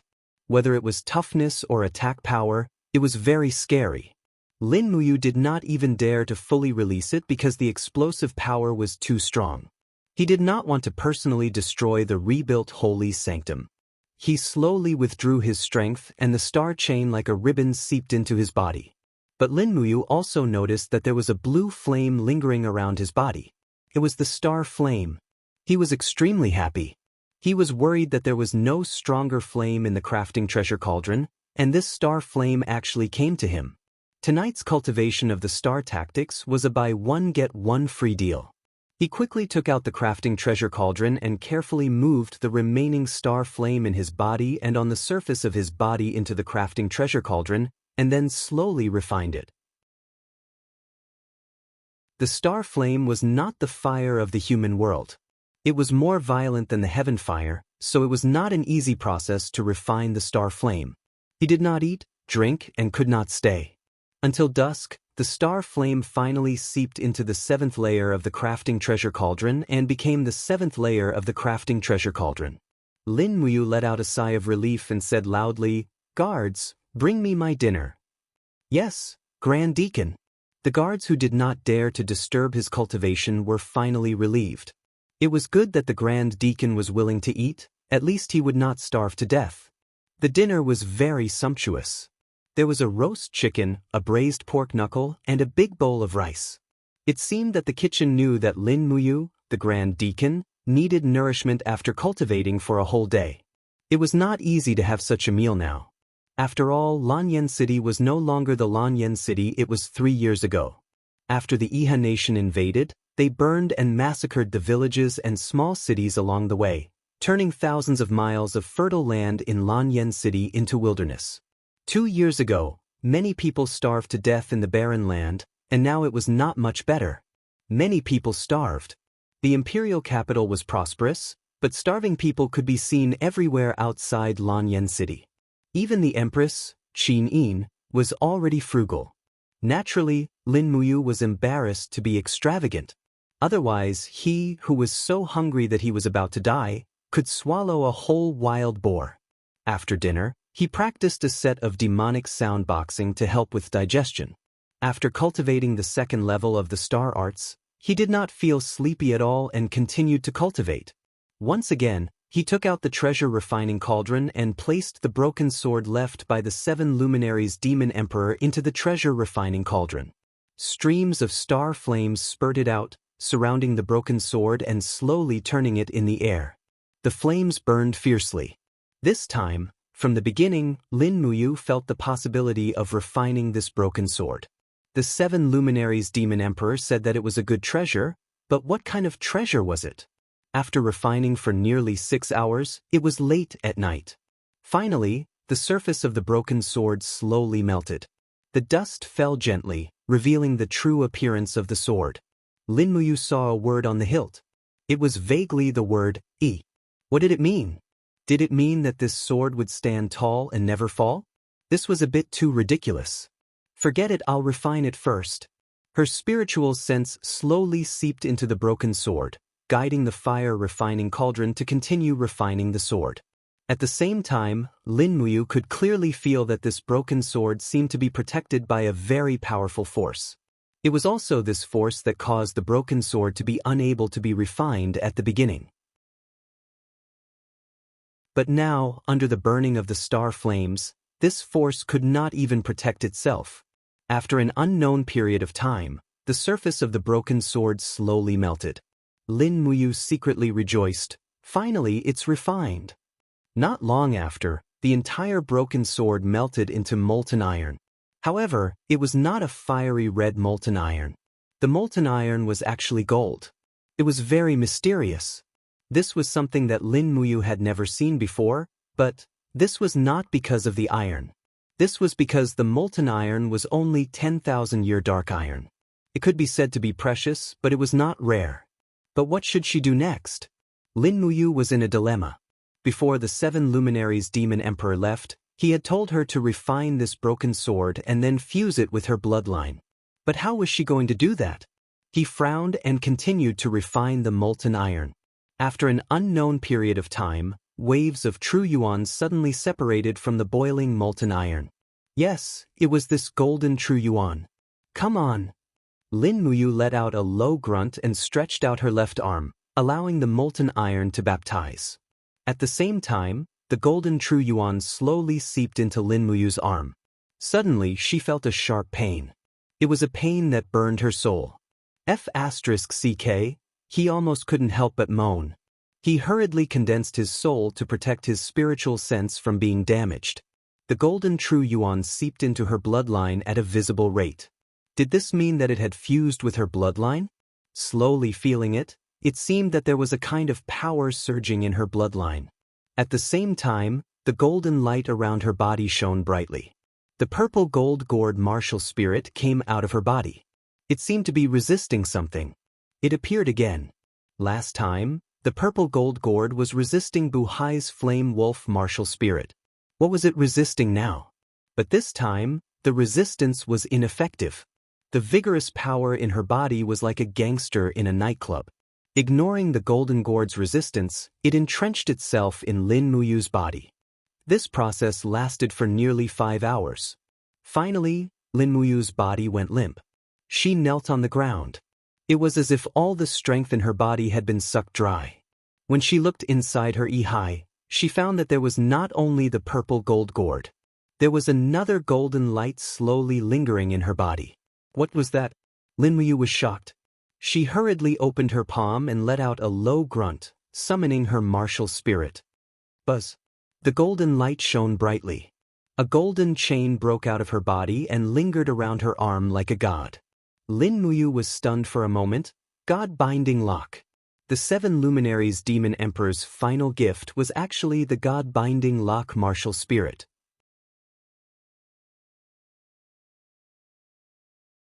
Chapter 334. Finally, at this moment, Lin Muyu understood the 7 luminaries' demon emperor's good intentions. 200 years ago, in the battle of the 17th level of Purgatory, the founding emperor of the Qin Empire, Qin Yi, died in battle. The power of his martial soul was contained in the broken sword, but it was stolen by the 7 luminaries' demon emperor. The 7 luminaries' demon emperor kept this broken sword all this time to refine the God-binding chain's martial soul. But in the end, he changed his mind and decided to give the God-binding chains to Lin Muyu as a gift. Kneeling on the ground, Lin Muyu gently closed her eyes and enjoyed the moment of peace as she felt the strong power contained in the God-binding chains. Finally, other than the defensive gourd martial soul, Lin Muyu obtained the world's strongest offensive martial soul, the God-binding chains martial soul. Although it was only the first level of the God-binding chains martial soul, it could at least increase Lin Muyu's offensive power by about 10%. The next step was to find a suitable spirit beast in the dragon-seeking forest and help the God-binding chains advance to the 8th level of the first-grade martial soul. Lin Muyu had the cultivation of a celestial emperor, which was enough to bear the power of the 8th level martial soul. Slowly withdrawing the God-binding chains martial soul into her body, Lin Muyu knew very well that she must not reveal the God-binding chains in front of others unless it was absolutely necessary. After all, everyone knew that the God-binding chains was the Qin clan's unique martial soul. Even Qin Yi and the emperor 2 generations ago did not comprehend it. After Qin Lei's death, the only person in the world who possessed the God-binding chains was Qin Yi. If everyone knew that Lin Muyu also possessed the God-binding chains, the impact would be unimaginable. Although she did not know whether the impact would be good or bad, Lin Muyu knew very clearly that once she revealed the God-binding chains, Tang Lan and Su Muyun would definitely think of ways to kill her. Since ancient times, the throne was passed down to males and not females. If the world knew that Lin Muyu also possessed the God-binding chains, they would speculate that she was also of Qin Jin's bloodline. If that happened, then the throne might change hands. Su Muyun would not allow an outsider to ascend the throne to his granddaughter, and Tang Lan would not allow someone else to destroy half of the empire that she had painstakingly built up. Taking a deep breath, Lin Muyu smiled. No matter what, it was great news that she had 2 martial spirits. Furthermore, there was a limit to keeping a low profile. Once his life was in danger, all 8 martial spirits would come out to greet him. However, what surprised Lin Muyu the most was that the God-binding chains did not reject the golden gourd. It seemed like it had acknowledged the golden gourd's status as a God-binding chains. On top of that, there was another piece of information: the golden gourd's grade was not inferior to the God-binding chains. Perhaps, under the silent cultivation, the golden gourd already had the strength to contend with a first-class martial spirit. At this time, he finally felt tired. He walked into the office and knocked on the door. He said to the guards outside, "I am going to sleep. No one is to disturb me." "Yes, Grand Deacon, but are you really going to sleep in the office?" Don't disturb me." "Yes, this subordinate obeys." He rested on the reclining chair at the side of the office, and he slept for 3 days and 3 nights. When Lin Muyu woke up, it was already 3 days later. Her stomach was growling with hunger. She opened the door and said, "Prepare a table of delicious food. I want to eat a table of delicious food." A snicker came from the side. It was Chu Yao, who was sitting there in a young lady's outfit. She was reading the morning newspaper of Lanyan City. She turned around and smiled. I have been waiting for you for 4 hours." "Huh, Sister Chu Yao is here. I have been cultivating for too long, so I have slept for too long. Let's eat together later." The kitchen of the sacred temple was very efficient. 7 to 8 people worked together to prepare a table of sumptuous dishes. Lin Muyu and Chu Yao ate together. After eating 2 roasted chickens and a deer leg, she felt 70% full. She patted her stomach and burped. "Sister Chu Yao, you do not come without a reason. You must have something to tell me, right?" Chu Yao smiled and said, "Here's the thing. The elixir department has recently recruited many new pharmacists. We have more than 10,000 bottles of precious medicine left. I heard that you and Jean Xiaotang have opened the Xin Flower Chamber of Commerce. So, I want to sell these medicines to you. After you sell them, you can deduct the handling fee and use the rest to fill the treasury of the elixir department. What do you think? Oh, are you here to talk about the percentage? Lin Muyu smiled. Yes, my good you, tell me how much you want. The Dragon Search Chamber of Commerce and the Thousand Victories Chamber of Commerce are too greedy. They want to take 30% of the sales. I see. Lin Muyu nodded and said, then tell Xiaotang that the Xin Flower Chamber of Commerce will only take 10% of the sales. After all, we have just opened a new business. What do you think, Sister Chu Yao? 10%? Chu Yao said happily, deal. I, the Grand Deacon of the Elixir Department, can make the decision. That's good. Lin Muyu grabbed the third roasted chicken and said, power breeds corruption. You have to be careful. Xiao Yin recently sent Feng Jixing to investigate the corruption in the various departments of the empire. Don't let him catch you, Chu Yao burst into laughter. Brat who curses me like that? Don't eat too much. Be careful or you'll get stuffed, it's fine. I have a big appetite. Bring me a cow and sprinkle some cumin on it. I can eat it alive. After a night's rest, Lin Muyu received a summons from the Zetian Palace the next day. He was also going to attend the court meeting. Early in the morning, he washed up and got on his horse. He went to the Zetian Palace alone with the dragon spirit sword on his back.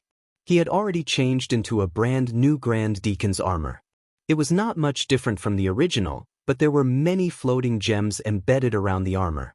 As a result, the weight of the armor was much lighter, but its defense was not reduced. In front of the Zetian Palace, Zhang Wei was leading a group of imperial guards. He cupped his fists and smiled from afar. Lady Lin Muyu, you're here for the morning court? Yes, Lin Muyu asked. Is Brother Feng already at the Zetian Palace? Yes, go find him. Old Zhang will come after patrolling.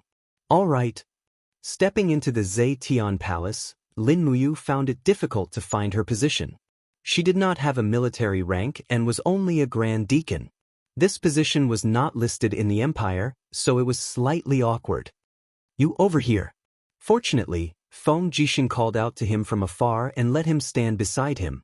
The position of a Grand Deacon was about the same as that of a commander. Feng Jixing looked at Lin Muyu with a hint of surprise in his eyes. Yu's aura seems to have changed. Lin Muyu was shocked. Could it be that Feng Jixing could tell that she had obtained the God-binding chains or that she had comprehended the second level of the astral arts? What's wrong? There's something different. I can't tell. Feng Jixing waved his hand.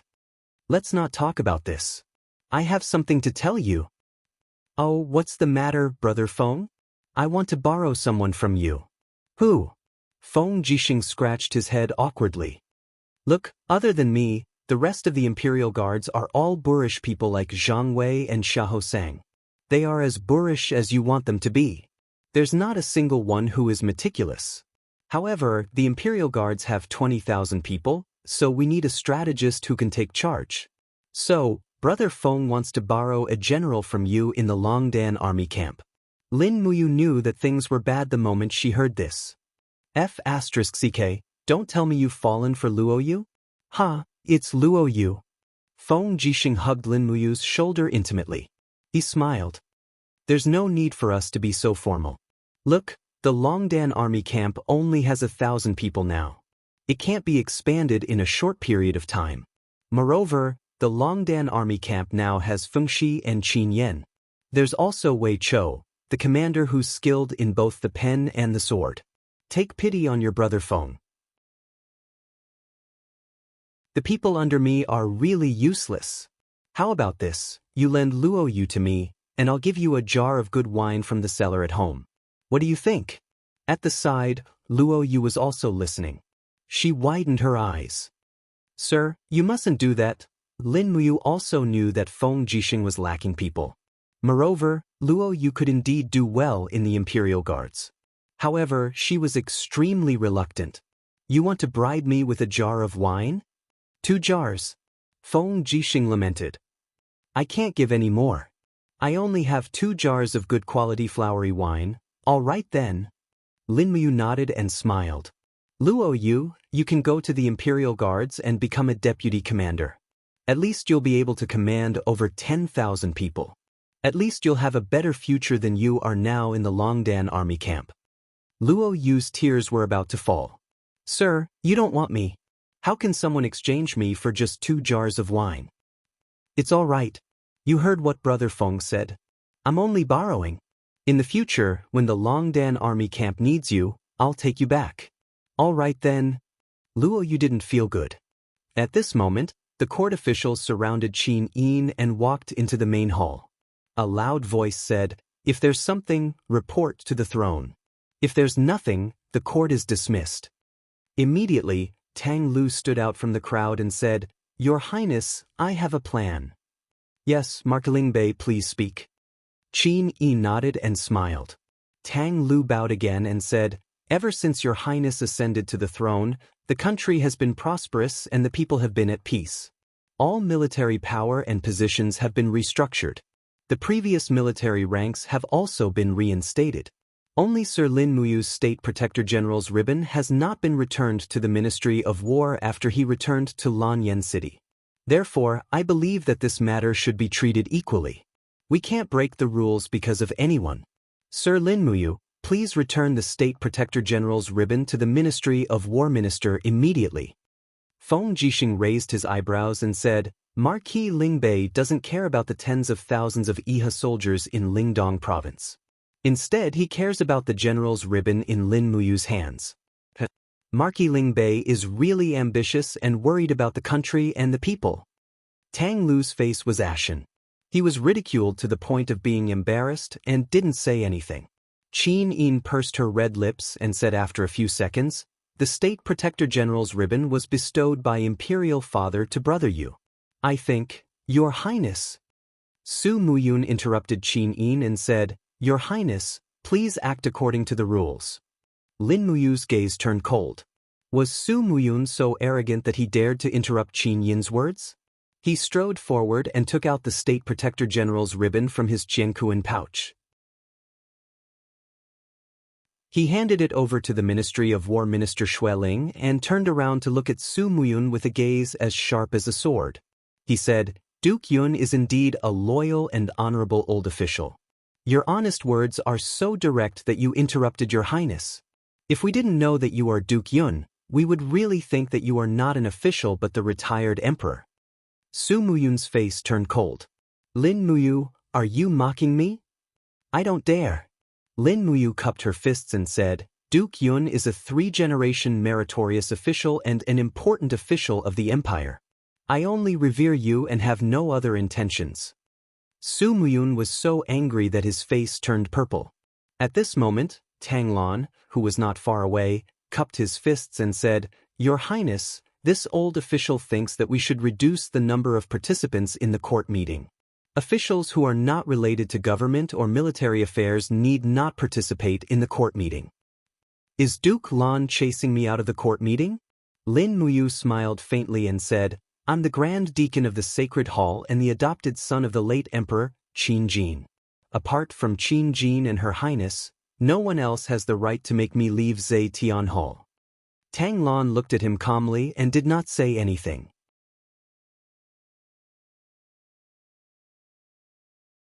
Chapter 335. Feng Jixing immediately stood up and said, Your Highness, the Lingdong and Tongtian provinces are still in the hands of the Iha Empire. This general believes that the most important thing to do now is to reclaim all of the land in the north of the mountain ridge. Since the Empire's army has been restructured, we must first perform meritorious deeds before we can be promoted, so this general requests for an expedition to Lingdong. General Feng wants to attack Lingdong province? Qin Yin was taken aback. The Iha kingdom still has many troops in Lingdong province. Is General Feng confident? Yes. Feng Jixing nodded and said, But I hope that Your Highness will allow the Temple Deacon Lin Muyu to accompany me on this expedition. With him around, even if our military strength is inferior to the Iha country, we still have a chance of winning. Qin Yin nodded slightly. Just as she was thinking, Su Muyun suddenly cupped his fists. Your Highness, an expedition is an important matter. It is not child's play. Please be careful. Grandfather, do you have any suggestions? Qinin asked. Su Muyun said, the Iha kingdom has at least 50,000 troops stationed in the Lingdong province. Furthermore, the Lingnan province is closer to the Lingdong province than our Lanyan city. Whether it's in terms of sending troops or providing reinforcements, they are much faster than us. That's why this old subject believes that we need at least 100,000 troops to have any chance of success in this expedition. Furthermore, the troops from the Seven Seas province and the Cloud province have already tasted defeat 2 months ago, so it's inadvisable for us to hastily dispatch troops. This old subject suggests that Your Highness send an imperial edict to the northern border and dispatch Minyulin, who is stationed at the border, to lead the troops into battle. Grandfather, are you talking about the Divine Might Marquis? Yes. Su Muyun nodded. Minyulin has guarded the border for nearly 10 years and has never tasted defeat. His fame has spread far and wide among the barbarians in the north.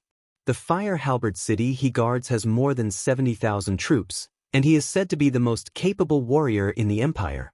Your Highness can order him to lead 50,000 troops back to Lanyan city, and then transfer another 50,000 troops to supplement him. Qin Yin hesitated for a moment before saying, Grandfather, Xiao Yin actually wanted Brother Yu to be in charge of the military. Although Lin Muyu is an intelligent and courageous general, he is still too young and lacks experience. This old official believes that we can send Lin Muyu to assist Minyulin and have him learn from Minyulin. What does Your Highness think? Let's wait until the Divine Might Marquis returns to Lanyan city. Prepare a brush and ink for His Highness to write the edict. Lin Muyu and Feng Jixing looked at each other helplessly. It was true that Su Muyun and Tang Lan could cover the sky with one hand, but they had many henchmen. Lin Muyu, the Grand Deacon, and Feng Jixing, the commander of the Imperial Army, could do nothing about it. Lightly patting Lin Muyu's shoulder, Feng Jixing smiled bitterly and said, I originally thought that we brothers would have the chance to fight side by side. Lin Muyu couldn't help but laugh. Don't worry, there will be plenty of opportunities in the future. The Iha kingdom has seized half of the country and has 500,000 soldiers. It won't be easy to defeat them. There will be plenty of battles for us to fight. Yes. Feng Jixing thought for a moment and asked in a low voice, how is the Divine Temple's military training going? Feng Shi, Qin Yan, and Wei Chou are helping with the training. The results are not bad, but they can't be used as a real army for the time being. They still need some experience. Yes, I understand. Feng Jixing glanced at Tang Lan in the distance and said with a taboo tone, Be careful. Duke Lan and Duke Yun will not let the Divine Temple's army continue to grow. You must be prepared to receive trouble from them. I understand. Don't worry, I know how to handle it. Yes. After the court meeting was dismissed, Qin Yin called Lin Muyu over, and they went to the rear palace together. Big brother Yu, I really let you down today. Qin Yin pouted and said in an aggrieved manner, I wanted to speak up for you, but the officials didn't give me any face. Lin Muyu nodded. Most of them are Duke Lan and Duke Yun's people, so they can't do anything about it. But at least there are me, Big Brother Feng, Wei Chou, and Zhang Wei in the court now, so the situation should be much better than it was 2 years ago, right? Qin Yin shook her head vigorously and hooked onto Lin Muyu's arm, saying, Don't think about those unhappy things anymore. You're back anyway, so everything is fine. Oh, right, I made a breakthrough yesterday. Oh, is that so? That's right, look. Qin Yin murmured softly, and 7 god-binding chains revolved around her body.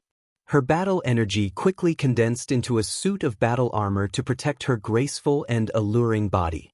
As expected, she was already at the 2nd level of the Heaven Realm. What a powerful aura! Lin Muyu praised. Xiao Yin's progress is really good. Perhaps she'll be able to reach the Saint Domain very soon. I'll work hard in my cultivation and reach the Saint Domain before I turn 25. Qin Yin's beautiful eyes shone with a peculiar light. Why does it have to be before 25? Lin Muyu asked in surprise. Qin Yin pursed her red lips and said with a smile, Big Brother Yu is so stupid. Don't you know that one of the great abilities of the Saint Domain is to preserve one's youthful looks? Once a cultivator reaches the Saint Domain, their appearance will be preserved at that moment, and it won't change much. After reaching the God realm, it means that they'll obtain the ability to live forever. Xiao Yin is a girl, so she naturally wants to become stronger as soon as possible so that she can preserve her beauty in her prime. So that's how it is. Lin Mu was stunned for a moment, and then said, "Then you must reach the Saint Domain soon. If Xiao Yin needs any help with your cultivation, just tell me directly, and I'll do my best to help you." Cultivation has always been one's own business, so there's no need for Yu's help.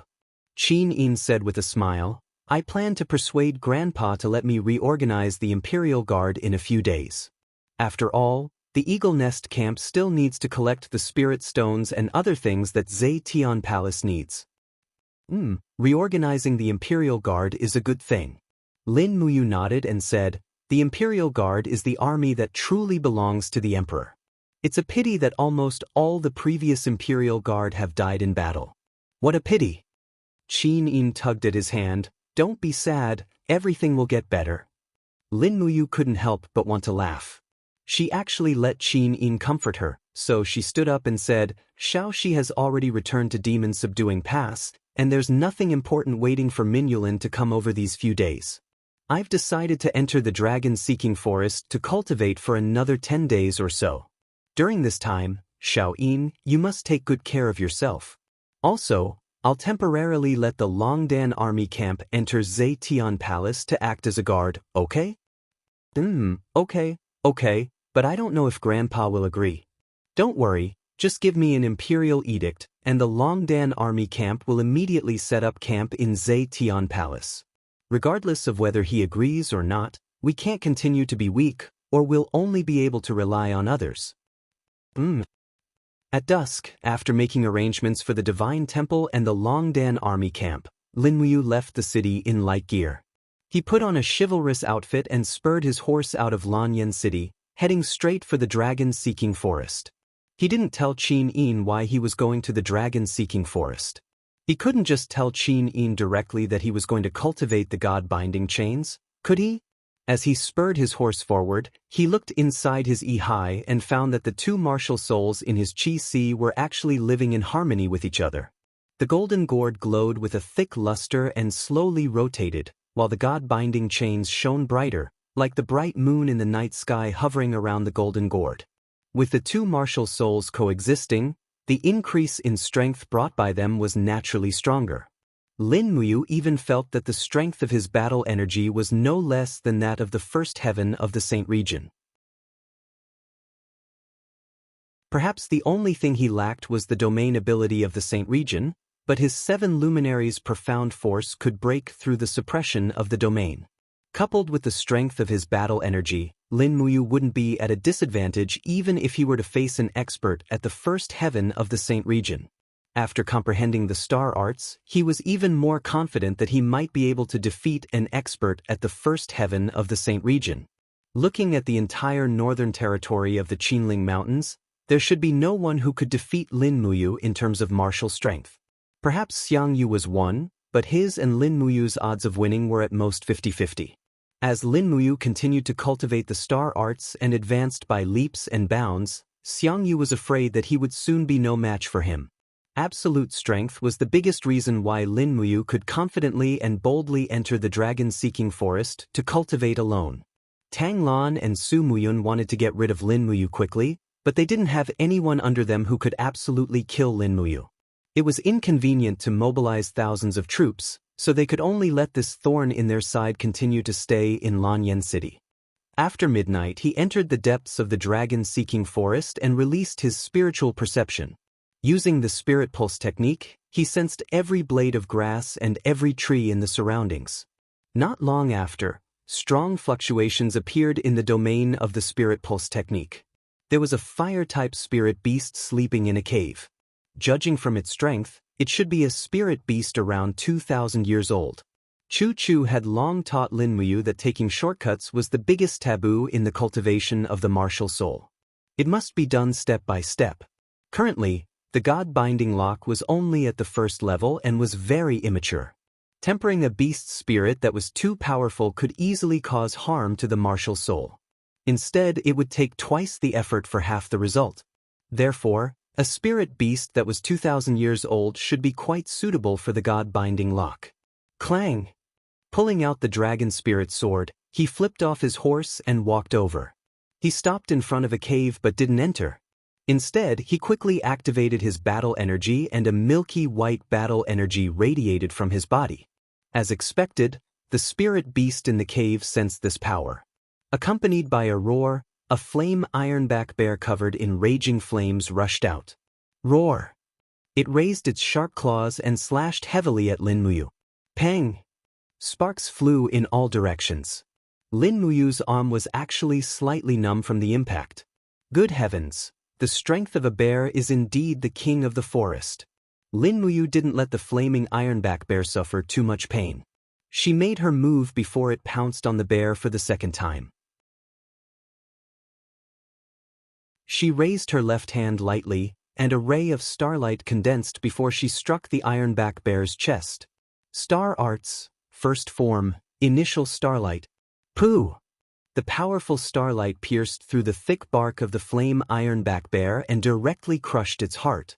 The huge bear swayed and fell to the ground. The pain only lasted for a moment before it was over.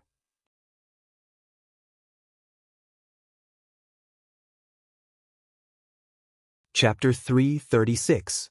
Come out, Lin Muyu called out softly, and the golden god-binding chains emerged from her body and circled around her arm. The indestructible chains quickly absorbed the ironback bear's beast spirit. Lin Muyu stood guard at the side and took out the treasure refining cauldron to capture the essence of the ironback bear's beast spirit. Only by refining this spirit core could the god-binding chains obtain new abilities. In less than 10 minutes, the god-binding chains shone brightly and became much sturdier. Its entire body glowed with a dazzling golden light, and a mysterious power flowed from the beast spirit into the god-binding chains. In Ehai, Lulu flew out and said with a smile, "Congratulations, big brother. The god-binding chains obtained the ironback bear's ability, Strength Enhancement." Strength Enhancement, Lin Muyu frowned. What's the use? Well, Lulu blinked and said with a smile, it can increase the power of the martial soul by about 5%. Big brother, do you think it's useful? Then it's very useful. Lin Muyu was grinning from ear to ear. For a cultivator, this 5% increase in power was very precious. Moreover, Lin Muyu was once a heavenly king in the game, so she naturally understood the principle of no small stream, no river. Many times, absolute power was formed by the accumulation of 5%. She mounted the horse and the god-binding chains returned to her body. She had already gradually fallen asleep.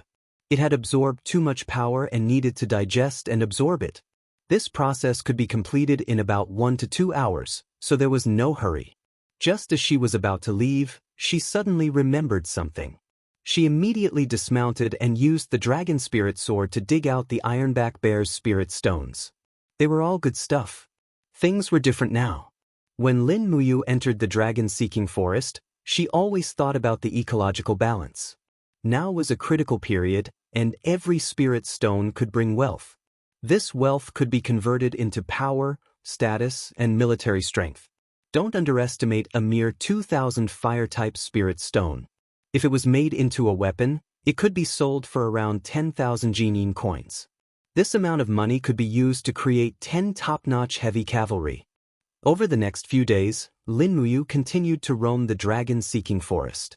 The god-binding chain's martial soul was also rapidly growing, obtaining 5 abilities in a row.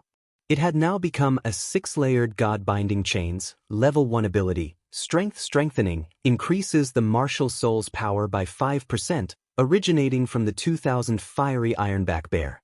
Level 2 ability, Rapid Breakthrough, increases the martial soul's attack speed, originating from the 2,400 swift wolf. Level 3 ability, Strength Strengthening, increases the martial soul's power by 10%, originating from the 3,200 ironback bear.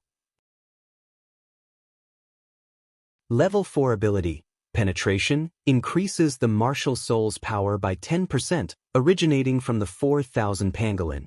Level 5 ability, Strength Strengthening, increases the martial soul's power by 20%, originating from the 4,800 bloodthirsty tiger. Level 6 ability, Strength Strengthening, increases the martial soul's power by 25%, originating from the 5,400 umbrella dragon. These data were all provided by Lulu, the female elf official.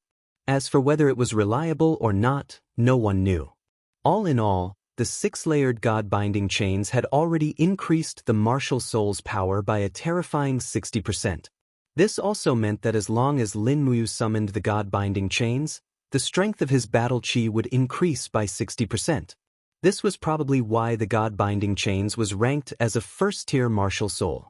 Although no one knew whether the 60% increase was true or not, Lin Muyu could indeed feel the rapid increase in her cultivation. She had even killed the 5,400 umbrella dragon in just 3 strikes. On the 8th day after entering the dragon-seeking forest, Lin Muyu was still roaming around. She looked at the 24 spirit stones in her heaven-earth pouch with a joyful smile. Although she was killing, these spirit stones could be used to forge a large number of excellent weapons. They could be sold for a large sum of money and make the Purple Flower Chamber of Commerce more competitive. The endless follow-up effects would be unpredictable.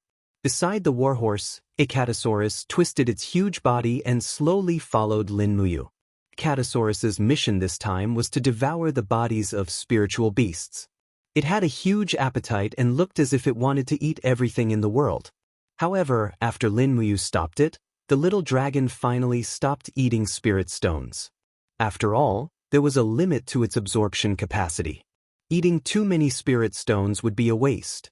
I wonder how Xiaoyin is doing in Lanyan City. Does she miss me? Lin Muyu thought to herself. Beside her, Icatosaurus swayed its huge tail as if it was responding to its master's thoughts. All of a sudden, Lin Muyu raised her head. A powerful aura was approaching from 3 kilometers away. It seemed familiar. When it was about 2 kilometers away from her, the aura suddenly disappeared as if it had entered stealth mode. Heaven Beast! Lin Muyu's heart skipped a beat. She knew a powerful enemy was here. The Heaven Beast could turn invisible and hide its aura. This was the scariest thing about it. She was alone now, so it would be slightly difficult to deal with it. She looked at the surrounding terrain. It was spring, and there was a large grassland on her right. She immediately came up with a plan. The Heaven Beast could turn invisible, but it couldn't fly. The grassland here was so dense. As long as the Heaven Beast came, it wouldn't be able to hide. He immediately dismounted and led the warhorse into the grassland. He picked up some dry firewood and quickly piled it up. He raised his palm, and the true dragon essence fire flew out to ignite the firewood. Then, he took out the pear blossom spear from his Jianghu bag and stabbed a skinned rabbit into the bonfire to roast. He put the dragon spirit sword aside and calmly waited for the delicious meal. However, Icatosaurus's acting was a bit clumsy. It actually crawled on the ground and looked into the distance.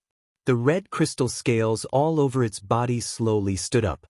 It looked like an angry cat that would go berserk at any time.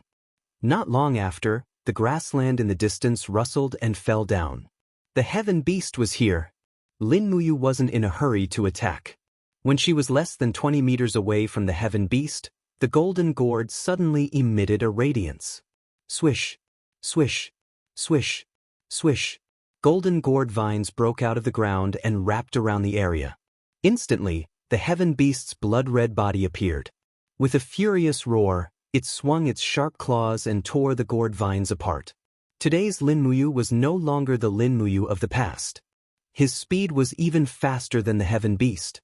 He rushed out with his right hand dragging the long sword and slashed down heavily. Bang! The sword slashed on the Heaven Beast's protective aura, but a bright light quickly separated from the sword and slashed down, light-splitting slash. Roar! The Heaven Beast was injured immediately and couldn't hide anymore. At this time, Lin Muyu also saw the scales on the Heaven Beast's head. There were a total of 11 golden lines and 4 yin lines. It was an 11,400-year-old heaven beast. After all, it was a fierce beast.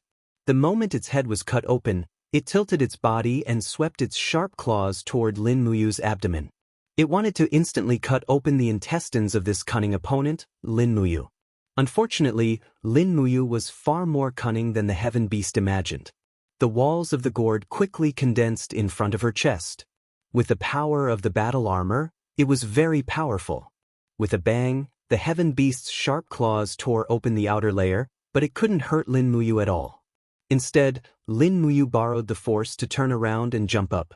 When she was in mid-air, the starlight in her left hand suddenly appeared and hit the heaven beast's head from above. Bang! Blood splattered, and the heaven beast wailed. It opened its mouth and attacked with a golden light. This was a pure energy attack. Lin Muyu hurriedly opened her hands and condensed the strongest walls of the gourd to defend. Boom! The powerful impact forced him to take several steps back. The blood in his body surged, and he felt a sweetness in his throat. Blood was already flowing out of the corner of his mouth, but he didn't retreat anymore. He gently raised his left hand, and the power of the galaxy surged and condensed into a 7-colored ribbon. This was a move condensed by the power of the stars in the universe. The second form of the star technique, star chain. The heaven beast didn't know what was going on. It didn't know how strong the power of the stars was. With a roar, it rushed forward, but in the next moment, it was bound by the star chain. The bright stars exploded violently, shattering the heaven beast's scales one by one. No matter how it struggled, it couldn't break free from this seemingly insignificant star chain. Lin Muyu didn't say anything. She gently stabbed her long sword and pierced the heaven beast's heart with a poochie sound. Roar, roar! As it wailed, the vicious beast slowly knelt on the ground, ending its sad life. This heaven beast had occupied this place for at least several thousand years and could be called the king of a region. Unfortunately, on the day Lin Muyu arrived, its reign also came to an end. Lin Muyu dug out the heaven beast's precious spirit stone and threw it directly into her Jianghu bag. Then she immediately summoned the god-binding chains and began to refine the heaven beast's beast spirit. The moment the god-binding chains broke out of the heaven beast's body, Lin Muyu could clearly feel the martial soul's emotions. The god-binding chains were excited. That's right, it was cheering excitedly. The heaven beast belonged to the light attribute, and so did the god-binding chains. This 1,400-year-old heaven beast's beast spirit was simply a delicious meal for the 6 layers of the god-binding chains. In the next moment, a majestic and endless power poured into the god-binding chains. The refining process lasted for nearly an hour. When the heaven beast's beast spirit was completely refined, its body was almost finished by a Catasaurus. Catasaurus, this big eater, was too strong. It ate everything, even a fierce beast like the heaven beast. Roar! Icatasaurus lay contentedly next to Lin Muyu and began to doze. Meanwhile, Lin Muyu summoned the god-binding chains. The 7 layers of the god-binding chains transformed into 7 golden chains that lingered around Lin Muyu as if they had a mind of their own. Lin Muyu could feel the rapid increase in the god-binding chain's power. After absorbing the heaven beast's beast spirit, the god-binding chain's power had skyrocketed. Big brother. Lulu flew out again and said with a smile, "Congratulations, big brother." This time, the god-binding chains absorbed another power enhancement. It increased your martial soul's attack power by about 40%. That's so strong, Lin Muyu was overjoyed. According to Lulu, the 7 layers of the god-binding chains could increase her battle chi strength by about 100%. No wonder she could kill the powerful heaven beast with minimal damage. She couldn't help but be overjoyed. After returning to Lanyan City, she was a completely different person. Of course, she couldn't touch the god-binding chains lightly. Thinking about it carefully, Qin Lei's god-binding chains were also 7 layers, but its power definitely couldn't be compared to Lin Muyu's god-binding chains. Lin Muyu's 7 layers of god-binding chains had 7 abilities, while Qin Lei's only had 4. Furthermore, it wasn't necessarily a power enhancement ability. This was the disparity. Perhaps, if Qin Lei's God-binding chains had 2 more abilities, he wouldn't have died in battle.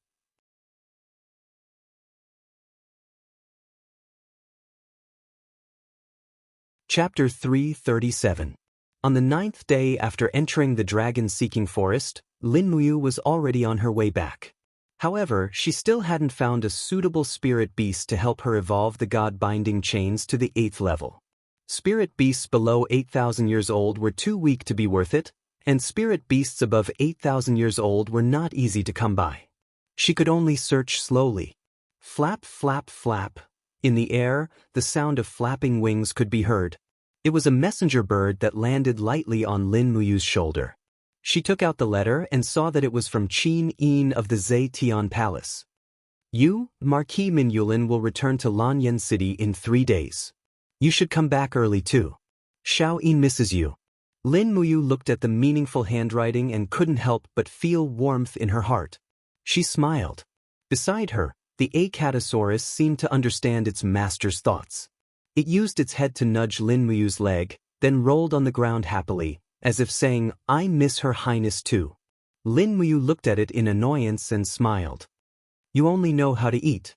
Hurry up and find a suitable spirit beast, or we won't be able to catch up to Minyulin's expedition.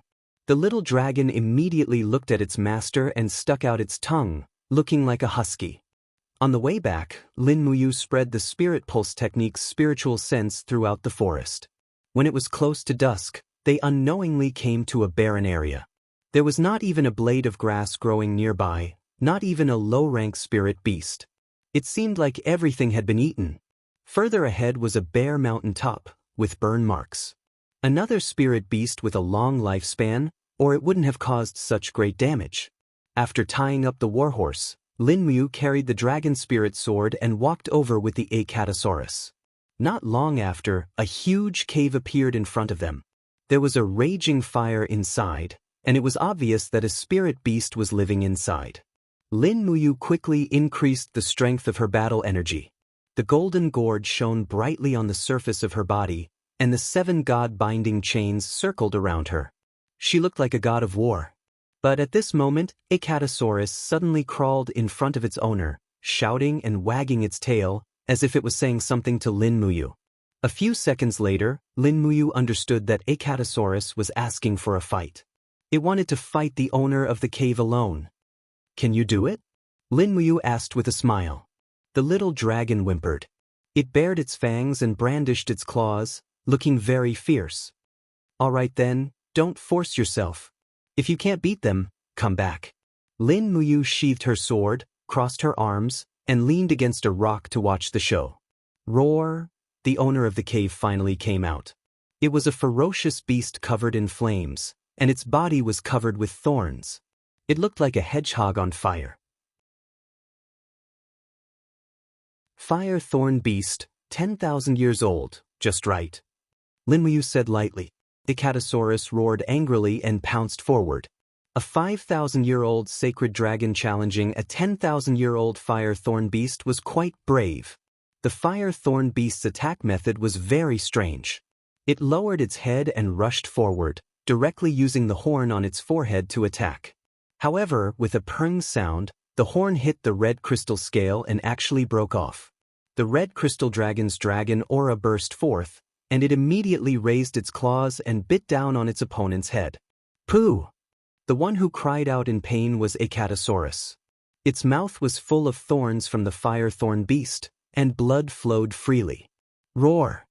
The fire thorn beast bit down on Acatosaurus's hind leg and shook its head vigorously to tear it apart. At the same time, the fire burned brightly, engulfing both the fire thorn beast and Acatosaurus. Lin Muyu wasn't worried about Acatosaurus at all. A true dragon wouldn't be afraid of ordinary fire, and the fire thorn beast's flames couldn't hurt it. Sure enough, just as Lin Muyu expected, the fire thorn beast rushed out of the flames while howling pitifully. Behind it, Acatosaurus bit its own tail, and the scales on its back stood up like blades. The invincible wind and fire wheels chased after the fire thorn beast, and directly ran over its body. Immediately, the scales pierced through the fire thorn beast's body, leaving behind a shocking wound. Roar! The fire thorn beast was, after all, a 10,000-year-old spirit beast, and its dignity couldn't be trampled on. But when it raised its head, what welcomed it was Acatosaurus's second wind and fire wheels, and another bloody wound appeared. After 7 or 8 consecutive wind and fire wheels, the fire thorn beast had already turned into a pile of meat paste. Lin Muyu was dumbstruck. When Acatosaurus became fierce, it was practically invincible. Walking forward, she dug out the fire thorn beast spirit stones and threw them into her cosmos sack. Acatosaurus crawled to the side, its mouth wide open, and looked at its master with pleading eyes as it wagged its tail lightly. "I told you not to show off, but you just had to pretend." Lin Muyu sat down and helped the fire thorn beast pull out the thorns in its mouth one by one. The little dragon placed its head on its master's lap, its expression extremely gentle. A few minutes later, all the thorns were pulled out. Lin Muyu also began to refine and absorb the fire thorn beast's beast spirit. A 10,000-year-old fire thorn beast was enough for the god-binding chains to advance to the 8th layer. Hua! When the god-binding chains emerged from its body, strands of azure astral energy could be seen in the golden light. Lin Muyu couldn't help but be surprised. Had the god-binding chains mutated? It actually fused a portion of the astral energy in its body. How strange. However, it didn't seem to affect the strength of the martial soul. It didn't matter, it could be considered a special feature. His god-binding chains were finally different from Qin Yin's god-binding chains. Not long after, the tempering was completed, and the fire thorn beast once again bestowed him with the ability to strengthen his strength. However, this time, it was only strengthened by 30%. Of course, this was still the data provided by Lulu. Lulu could turn this world into data. Lin Muyu relied heavily on Lulu's data, but he didn't completely rely on it. He knew that this was a real world, and data couldn't represent everything. Many times, a single thought could determine victory or defeat. Looking at the time, he decided to hurry through the night and return to Lanyan City as soon as possible. He had been in the dragon-seeking forest for far too long, and he didn't know the current situation of Lanyan City. 3 days later, he arrived at Lanyan City. Lin Muyu still looked the same. His cultivation didn't seem to have improved at all, and he still looked as lazy as ever. Of course, this was under the premise that he hid his god-binding chain's martial soul. He went straight to Zetian Palace. It was noon, and in the main hall, Qin Yin, Feng Jixing, Tang Lan, Su Muyun, and other important officials were still in the middle of the ceremony. A sand table was placed in the center of the main hall, and on it was a pile of the empire's territory. "Head Deacon Lin Muyu has arrived," an attendant shouted. Qin Yin immediately turned around to welcome him, and said with a smile, "Big brother you're finally back. How's your cultivation going?" "It's going very well." Lin Muyu nodded and smiled. "Come, let me introduce you." Qin Yin took his hand and walked into the crowd. She said to a person wearing a general's armor, "This is the divine might Marquis Mingyulin. Marquis, this is one of the 4 heroes of Lanyan City, Lin Muyu." Mingyulin was a man around 50 years old. His eyes were bright and he seemed to be in high spirits. From his eyes, one could see that he was a rare general, completely different from those pampered nobles. Lin Muyu cupped his hands and said, "Greetings, Marquis." Old K also cupped his hands and said with a smile, "Greetings, head deacon of the temple." "All right, you're too polite. Let's get down to business." Su Muyun walked forward and lightly patted Lin Muyu's shoulder. "You, Marquis Wei's troops have already arrived at Lanyan City. In 3 days he will send 100,000 troops out of the Winter Ridge province. We're afraid that Marquis Wei won't be able to handle it alone, so Duke Lan and I have decided to have you take 1,000 troops from the temple to bring up the rear." "Take people from the temple?" Lin Muyu was stunned. Su Muyun smiled and said, "That's right. Aren't there training going on in the barracks behind the temple? Since these people from the temple are willing to serve the empire, we will naturally give them a chance." But these people have never participated in a real battle before. They are all new recruits. Wouldn't they just be throwing their lives away? Lin Muyu said. So Su Muyun smiled lightly. So you will be responsible for escorting the rations and follow the army. Your first position will be the army's rations officer. On the side, Feng Jixing was stunned. Duke Yun, we didn't discuss about letting you be the rations officer? Let's take it one step at a time. Su Muyun twirled his beard and smiled. The rations are the foundation of the three armies. Once it is disturbed, it will affect the morale of the three armies. Therefore, the rations officer is very important. We need a commander who has both ability and integrity. Who else is more suitable than you? Tang Lan said, you, other than the 1,000 temple soldiers you will lead, there are also 2,000 people from the spiritual fire department who will follow the rations team. They will all be under your command.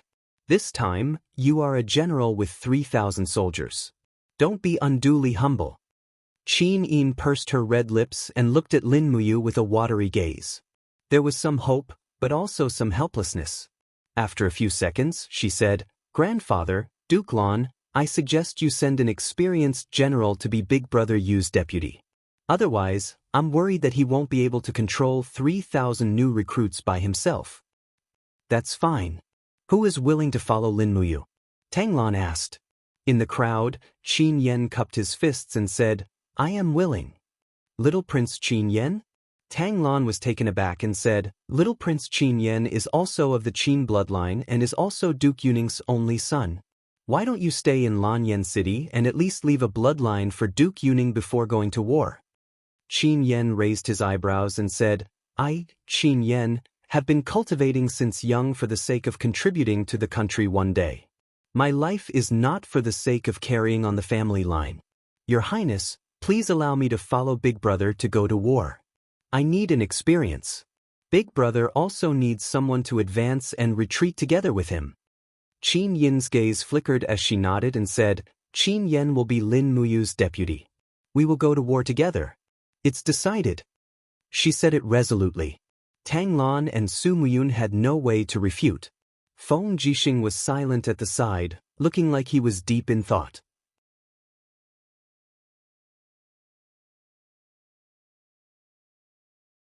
Chapter 338. At night, in a private room of an ordinary restaurant within the imperial city. Feng Jixing and Lin Muyu sat facing each other. Qin Yen and Zhang Wei were also present, drinking gloomily. This was Lin Muyu's first expedition, yet he had become a logistics officer. This was truly distressing, but what could he do? Even if the whole world knew of his suffocation, he would still become the logistics officer as long as the two dukes took the lead. Logistics officer Lin Muyu, I'll drink first as a toast. Feng Jixing raised his wine cup and said in a bored manner. He then raised his head and drank the wine in his cup. Lin Muyu also drank the wine and said, Brother Feng, please don't tease me. Zhang Wei laughed loudly and lightly slapped the table. In my opinion, even if you become a logistics officer, Sire Lin Muyu will still be the strongest expert in this expeditionary army. What's there to fear? You'll see on the battlefield. After making great contributions, I'd like to see what reason the two dukes have to obstruct your meteoric rise. Feng Jixing muttered to himself for a moment and said, I heard the composition of the expeditionary army is very responsible. 50,000 of them are Min Yulin's old subordinates, another 30,000 are from Muyu City, and the remaining 20,000 are from Seven Seas City. In addition to Yu's 3,000 supply troops, they formed a new 100,000-strong Yangwei Corps. The name is quite impressive, but I don't know how strong they are.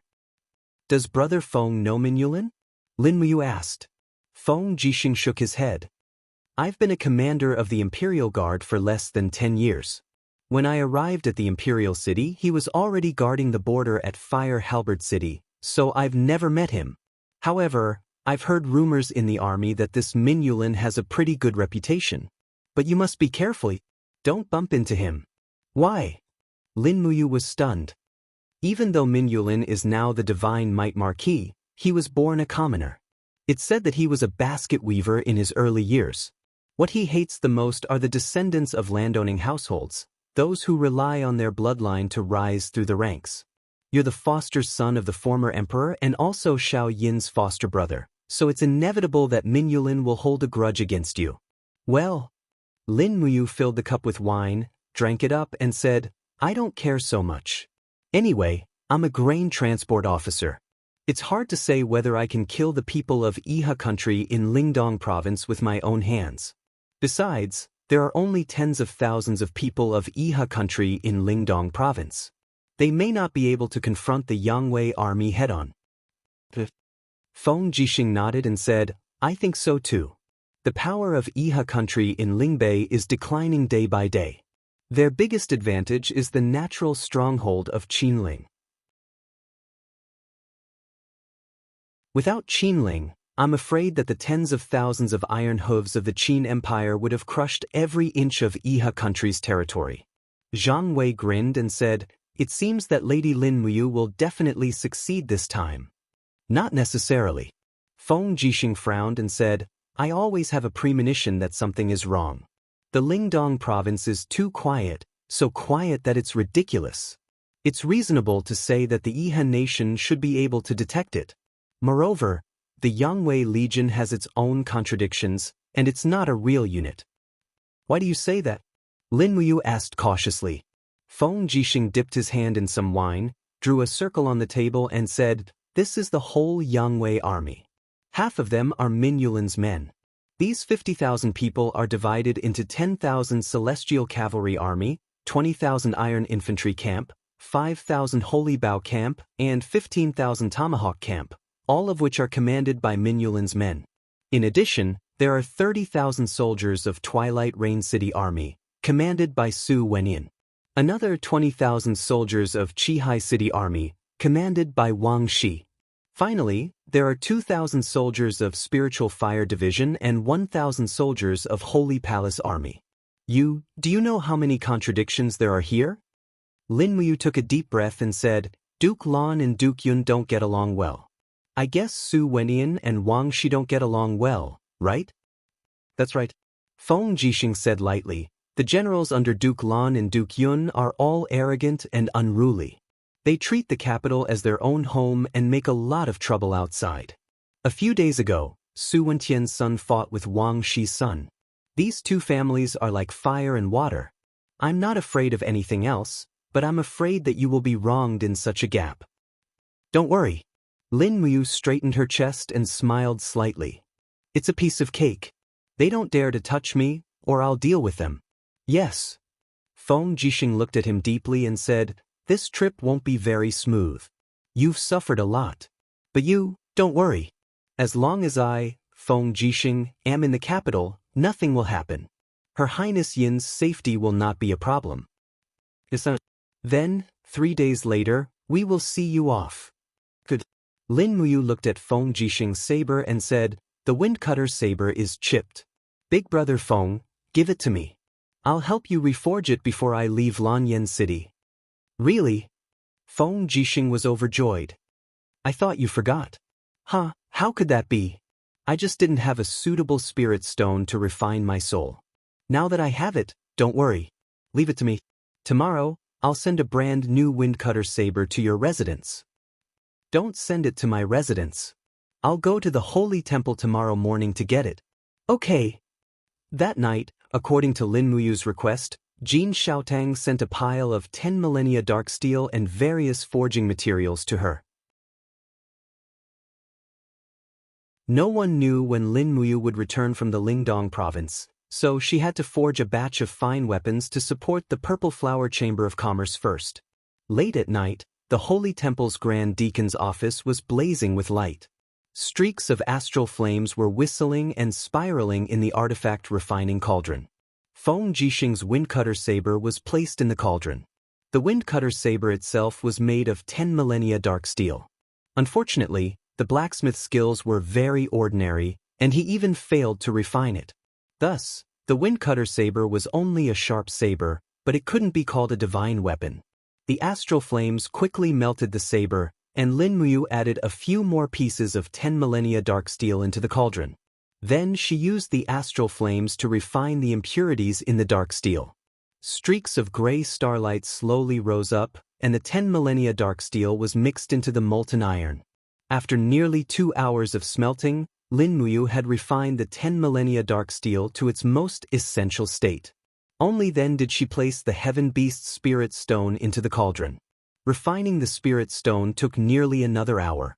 Fortunately, Lin Muyu's current cultivation was very high. Otherwise, it would have taken at least 3 to 5 hours. Roar! The Heaven Beast's soul sprang out of the raging flames and tried to devour Lin Muyu. Unfortunately, Lin Muyu let out a soft roar, and the image of a star appeared on the surface of her body. She easily shattered and subdued the beast soul. In the next moment, the golden beast soul turned into rays of light and fell into the molten iron of the wind cutter. Lin Muyu continued to temper the saber and let Lulu redraw the mold for the wind cutter. Then the mold cooled down. The entire process lasted for nearly 5 hours. Finally, a brand new wind cutter appeared in front of her. The blade was repeatedly tempered, and 15 composite edges were forged by Lin Muyu. It could be said to be unprecedentedly exquisite. Poochie! The moment the saber fell into the water, the entire office was filled with steam. Lin Muyu reached into the water and took out the wind cutter saber. The blade was glowing, and the soul of the sky beast could be faintly seen. It was the soul of a holy beast. Without a doubt, this saber could be ranked as a holy grade weapon. Congratulations, big brother. Lulu jumped out and said with a smile, "This is a 5th rank sacred rank saber. It is the best weapon Big Brother has ever forged. And Big Brother Feng will definitely be very satisfied." Lin Muyu put the wind cutter to the side and then took out more 10,000-year dark steel and 1,000-year dark steel to forge more weapons. This time, she brought back too many spirit stones, and there was still a lot of work to be done. The next morning, Lin Muyu did not get a wink of sleep. There were 11 new weapons in the office, and the most outstanding one was the wind cutter saber. Next was a 7th level Saint grade long saber, forged from a 10,000 years old fire thorn beast spirit stone. The rest were all mysterious and spirit grade weapons. Overall, this saber was enough to be the Purple Flower Chamber of Commerce's most treasured weapon. Dong dong dong. The sound of knocking and Feng Jixing's voice came from outside. "Great Deacon Yu, Feng Jixing is here. Is my wind cutter done?" Feng Jixing was too impatient. "Come in." Lin Muyu smiled faintly. Feng Jixing pushed the door open and entered. His handsome face was full of joy, and there was even some dew on his eyebrows. He said with a smile, "You, where is Big Brother Feng's weapon?" Lin Muyu raised her hand, and with a swirl of battle energy, she hooked the wind cutter and threw it out. Feng Jixing gripped the saber firmly, and he immediately felt a vigorous light attribute energy flowing into his arm. There was even the shadow of a saint beast's soul on the blade. He couldn't help but stare at Lin Muyu in astonishment. "Saint rank?" Lin Muyu nodded. "Heavens, it's really a saint rank?" Feng Jixing couldn't contain his joy. Lin Muyu smiled happily. "Do you think I'd lie to you? How is it? It's light, right?" It's light, it's light." Feng Jixing almost rolled around in joy. He gripped the blade tightly and smiled. You've helped Big Brother Feng so much. It seems like I'll have to treat you to a month's worth of drinks." Lin Muyu said, "We'll talk about this when I come back. I still have some work to do. If Big Brother Feng is free, please help me with something." "What is it?" "Go to the Ministry of War and get me 1,000 sets of Royal Army armor. The Holy Palace Army doesn't have any suitable armor and can't make it in a short time. There should be enough in the armory. It's not good for me to ask for it. I don't have enough face. Just do me this favor." "Okay, leave it to me." Feng Jixing turned around and left happily. Lin Muyu continued to forge weapons. There was only 1 day left before they set off. He didn't have much time left. However, when he thought about how he was about to leave the Winter Ridge province and fight with the Iha Kingdom's army again, he was actually looking forward to it. It was time to end the blood feud.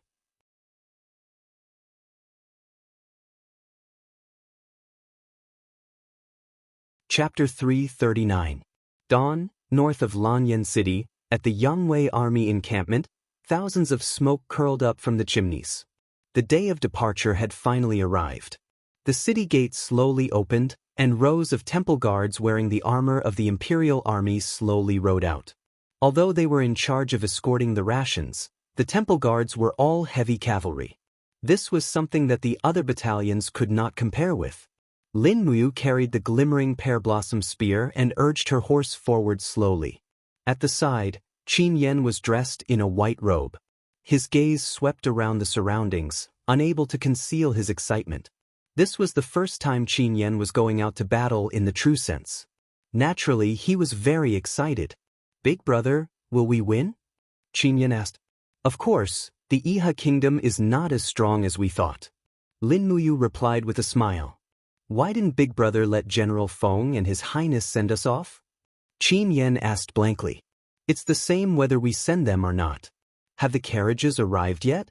If they have, we will depart immediately. You guys should be in front of the army." Lin Muyu frowned.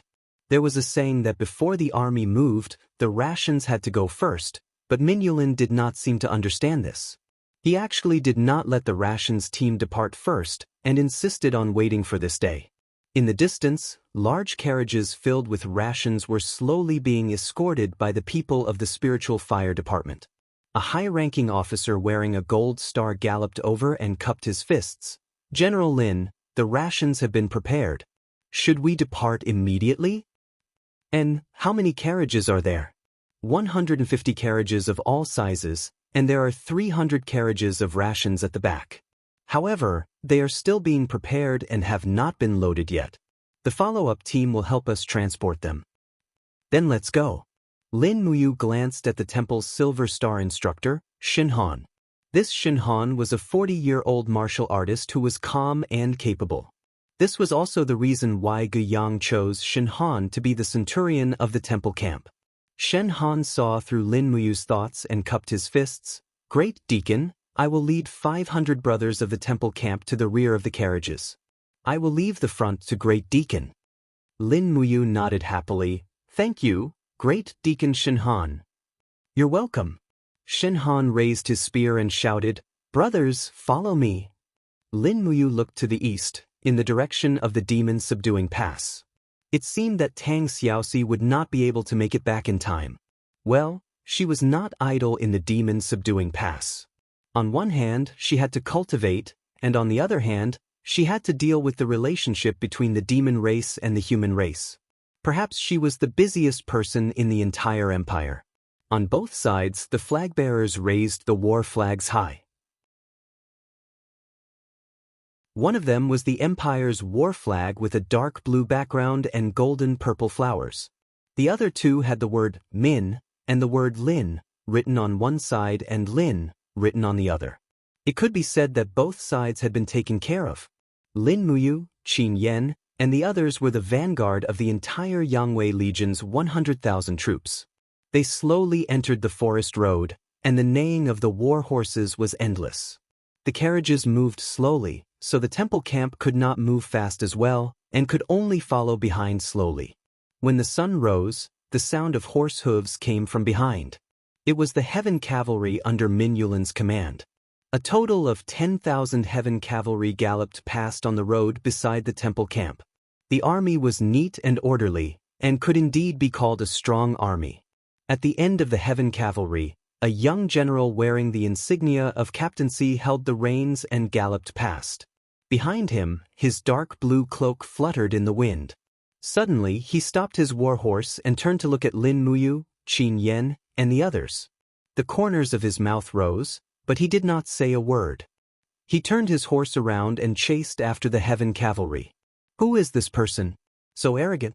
Lin Muyu furrowed her brows and said. This person's attitude made Lin Muyu a little unhappy. In any case, she was wearing the deacon's gold leaf, and its grade was higher than his captaincy, but he was actually so arrogant. Qin Yan said, "This person is Marquis Wei Minyulin's son, Min Zhan, the commander of the 10,000 Heaven Cavalry. It is said that this kid is very fierce, and in the northern snow region he is like a wolf, causing the northern barbarian tribes to tremble in fear. But in my opinion, this kid's strength is only SOSO. I will at most need 5 spears to strike him down." Lin Muyu could not help but laugh. "Ah Yen, you are thinking too simply. The battlefield is not as simple as the duels in the temple. When you are on the battlefield, remember to listen to my orders. When I do not allow you to fight, you must not be rash. Even if you are to fight, you must travel with the troops. Don't fight alone, your life is very precious. I understand, big brother. Yen will listen to your orders. That's good. The march was very boring. The Yangwei Legion did not move fast, and they walked about 70 miles a day.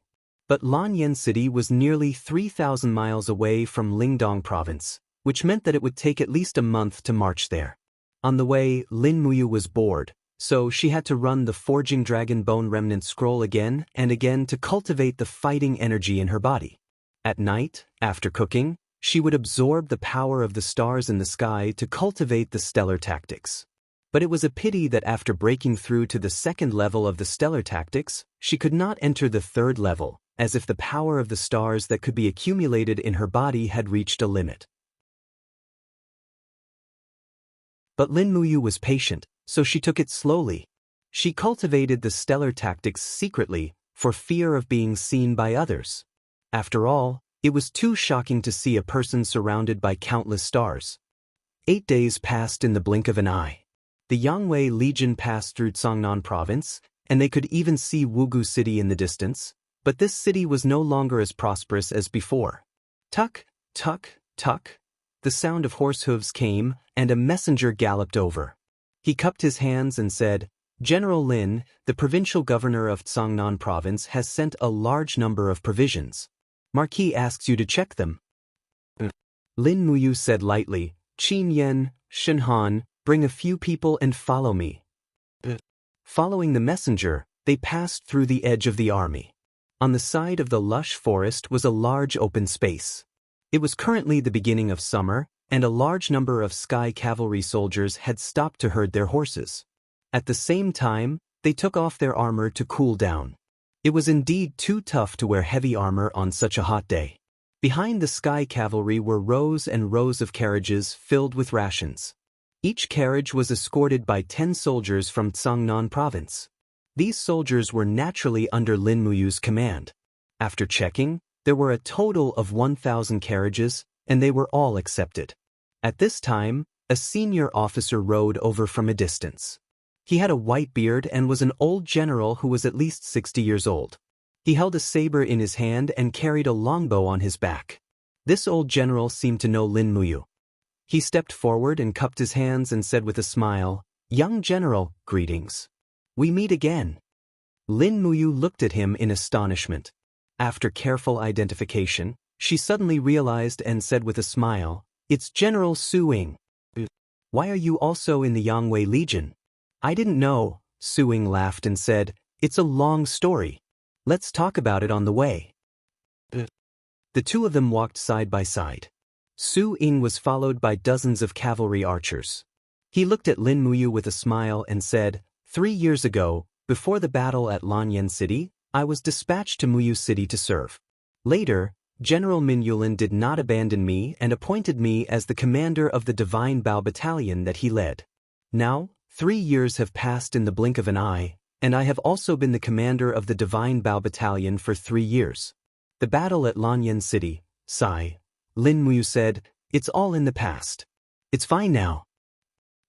Su Ying nodded heavily and said, "Fortunately, young general is fine. It's like the heavens are blessing the empire. The late Emperor Qin Jin is protecting you." Lin Muyu smiled gently and lowered her eyes. She said, "General Su, it's great to see you this time. However, I'm no longer a young general. I don't even have the rank of a corporal. You see, I'm just a grand deacon of the temple. The army that I lead is also the temple army." Su Ying laughed and said, "In the eyes of this old general, you will always be the young general. By the way, young general, this is your first time taking on the heavy responsibility of transporting rations. How do you feel?" Lin Muyu smiled confidently and said, "Don't worry. Each person's rations weigh about 2 caddies every day. The 100,000 people of the Yangwei army have to eat 200 carts of rations every day. However, we've gradually replenished it. Now, there are more than 2,500 carts of rations following us. It's enough to last them for half a month. Then I'm relieved. Su Ying narrowed his eyes and smiled meaningfully. Young general, you are the adopted son of the emperor and the grand deacon of the temple. Your identity is special.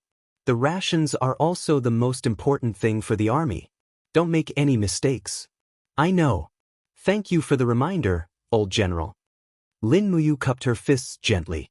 In fact, she knew in her heart that whether it was Min Yulin, Su Wenyan, or Wang Shi, they were all waiting for her to make a mistake. Along the way, Lin Muyu went to Min Yulin's tent once every 3 days to submit orders. It was quite safe. Finally, after 33 days, they entered the territory of Lingdong province. However, what everyone didn't expect was that it actually snowed in Lingdong province. It rained in early summer. No wonder this province's grain production was less than 10% of Lanyan city's. That was why it was reduced to such a barren land. The official road had already become blurry and almost disappeared. In front of them was a field of wild grass. Lin Muyu and Qin Yan rode their horses to the top of the soil slope and looked into the distance. The interior of the Winter Ridge province was a stretch of barren land, like a huge basin. Furthermore, this basin was really big enough. Its territory was at least 2 to 3 times the size of the North Ridge province. Qin Yan looked at the weeds on the slope and frowned. Big brother, there's no road here. How can the convoy pass through? If there's no road, then pave the road. Lin Muyu said, send people to cut down trees and pave the slope to make a road. Don't let the wheels sink into the mud. Otherwise, it'll be really troublesome. As he spoke, he looked up at the sky. Snowflakes fell on his cheeks. The empire was about to reclaim Lingdong province, but the heavens didn't seem to be on their side. Qin Yan and Chen Han turned and left, ordering the soldiers of the temple camp to cut down the trees on both sides. Lin Muyu urged his horse to the center of the army and cupped his fists. Logistics officer Lin Muyu pays his respects to Marquis Wei. A guard said, the Marquis is in the center of the formation. Come over, milord.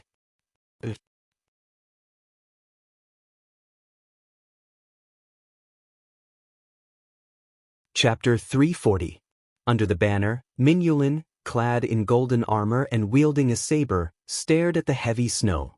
Not far away, Lin Muyu galloped over and cupped his fists. Marquis Wei, there's no more road ahead. The supply carts will have to pave a new road before they can move forward, so the journey will definitely be affected. I'm afraid it will affect the battle plan, so I came to report. I understand. Thank you for your hard work, General Lin. Min Yulin smiled. It's fine. Every soldier at the front has brought 3 days' worth of rations, and it's less than a day's journey from here to Winterfrost City in the Lingdong province. I plan to order the 3 armies to move quickly and surround Winterfrost City first. General Lin, your supply carts can move slowly. It's fine as long as they reach Winterfrost City in 3 days. Very well. This subordinate will take his leave. Very well. Late at night, all 3,000 supply carts finally crossed the obstacle and entered the plains. However, the snow had melted and left the ground covered in mud. Many of the carts had already sunk into the ground. Thud, thud, thud. The galloping of the horses continued. Lin Muyu got off the horse beside one of the grain carts. With a glance, she noticed that the axles of the grain carts were all covered in mud. Even 10 soldiers could not move it at all. A 10-man squad leader looked at him in fear. Lin Muyu didn't say anything. He used the handle of the pear blossom spear to remove the mud around the wheels and then placed his hand on the undercarriage. All right, push with me. Yes, my lord. The snow continued to fall, but Lin Muyu's combat aura prevented the snowflakes from falling on his cloak. It was a spectacular sight. A heavenly realm expert's combat aura was naturally not something an ordinary person could compare to. The cart creaked out of the mud pit, and Lin Muyu quickly cut down the trees on the side to fill the pit. Beside him, the Silver Star instructor Shin Han's eyes were red. Chief Deacon, the Empire has really let you down. You shouldn't have done this here. Lin Muyu was slightly taken aback. He then patted his shoulder and smiled. What shouldn't I? Let's go. Make sure the carts move smoothly and catch up to the main force as soon as possible. Yes, my lord. The results surprised Lin Muyu. The Lingdong province was almost completely barren. There was not a single person within 100 miles. Not only did they have to pave roads along the way, they also had to pave bridges. In the end, it took a full 5 days for the rations to reach Winterfrost City. The heavy snow had stopped, and the sky was clear. In the distance, a scout team of the Jianghu army galloped over. The leader said with a black face, "General Lin, your grain team is late. If they don't come, we can only eat tree bark." "I'm sorry, it's been a tough journey. Come with me, Marquis Wei wants to see you." "Yes." Less than 10 miles ahead was the camp of the Jianghu Legion. Along the way, he saw many wounded soldiers. It seemed that there had been a battle here. Looking from afar, the flag of the Iha nation was still fluttering in the sky above Winterfrost City. Inside the central tent, Min Yulin, Min Zhan, Su Wenin, and Wang Shi all wore cold expressions on their faces. Lin Muyu entered the tent, took out her waist token, and said, 3,000 carriages of grain have arrived. Wang Shi's eyes turned cold. "Grand Deacon, do you know that they have been late for 2 days?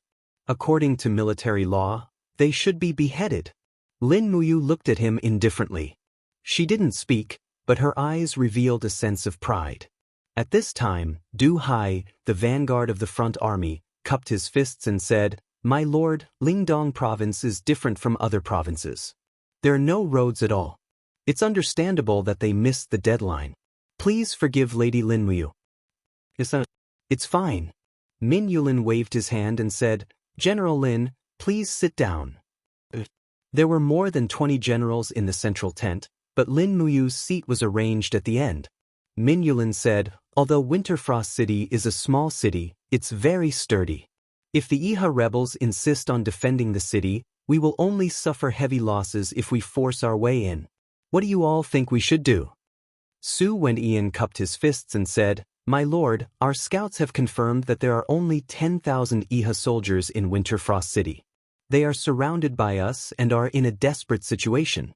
In my opinion, why don't we send envoys into the city to persuade them to surrender? The Iha captaincy in the city is Yu Lin, a former general of Heaven's Pivot Province.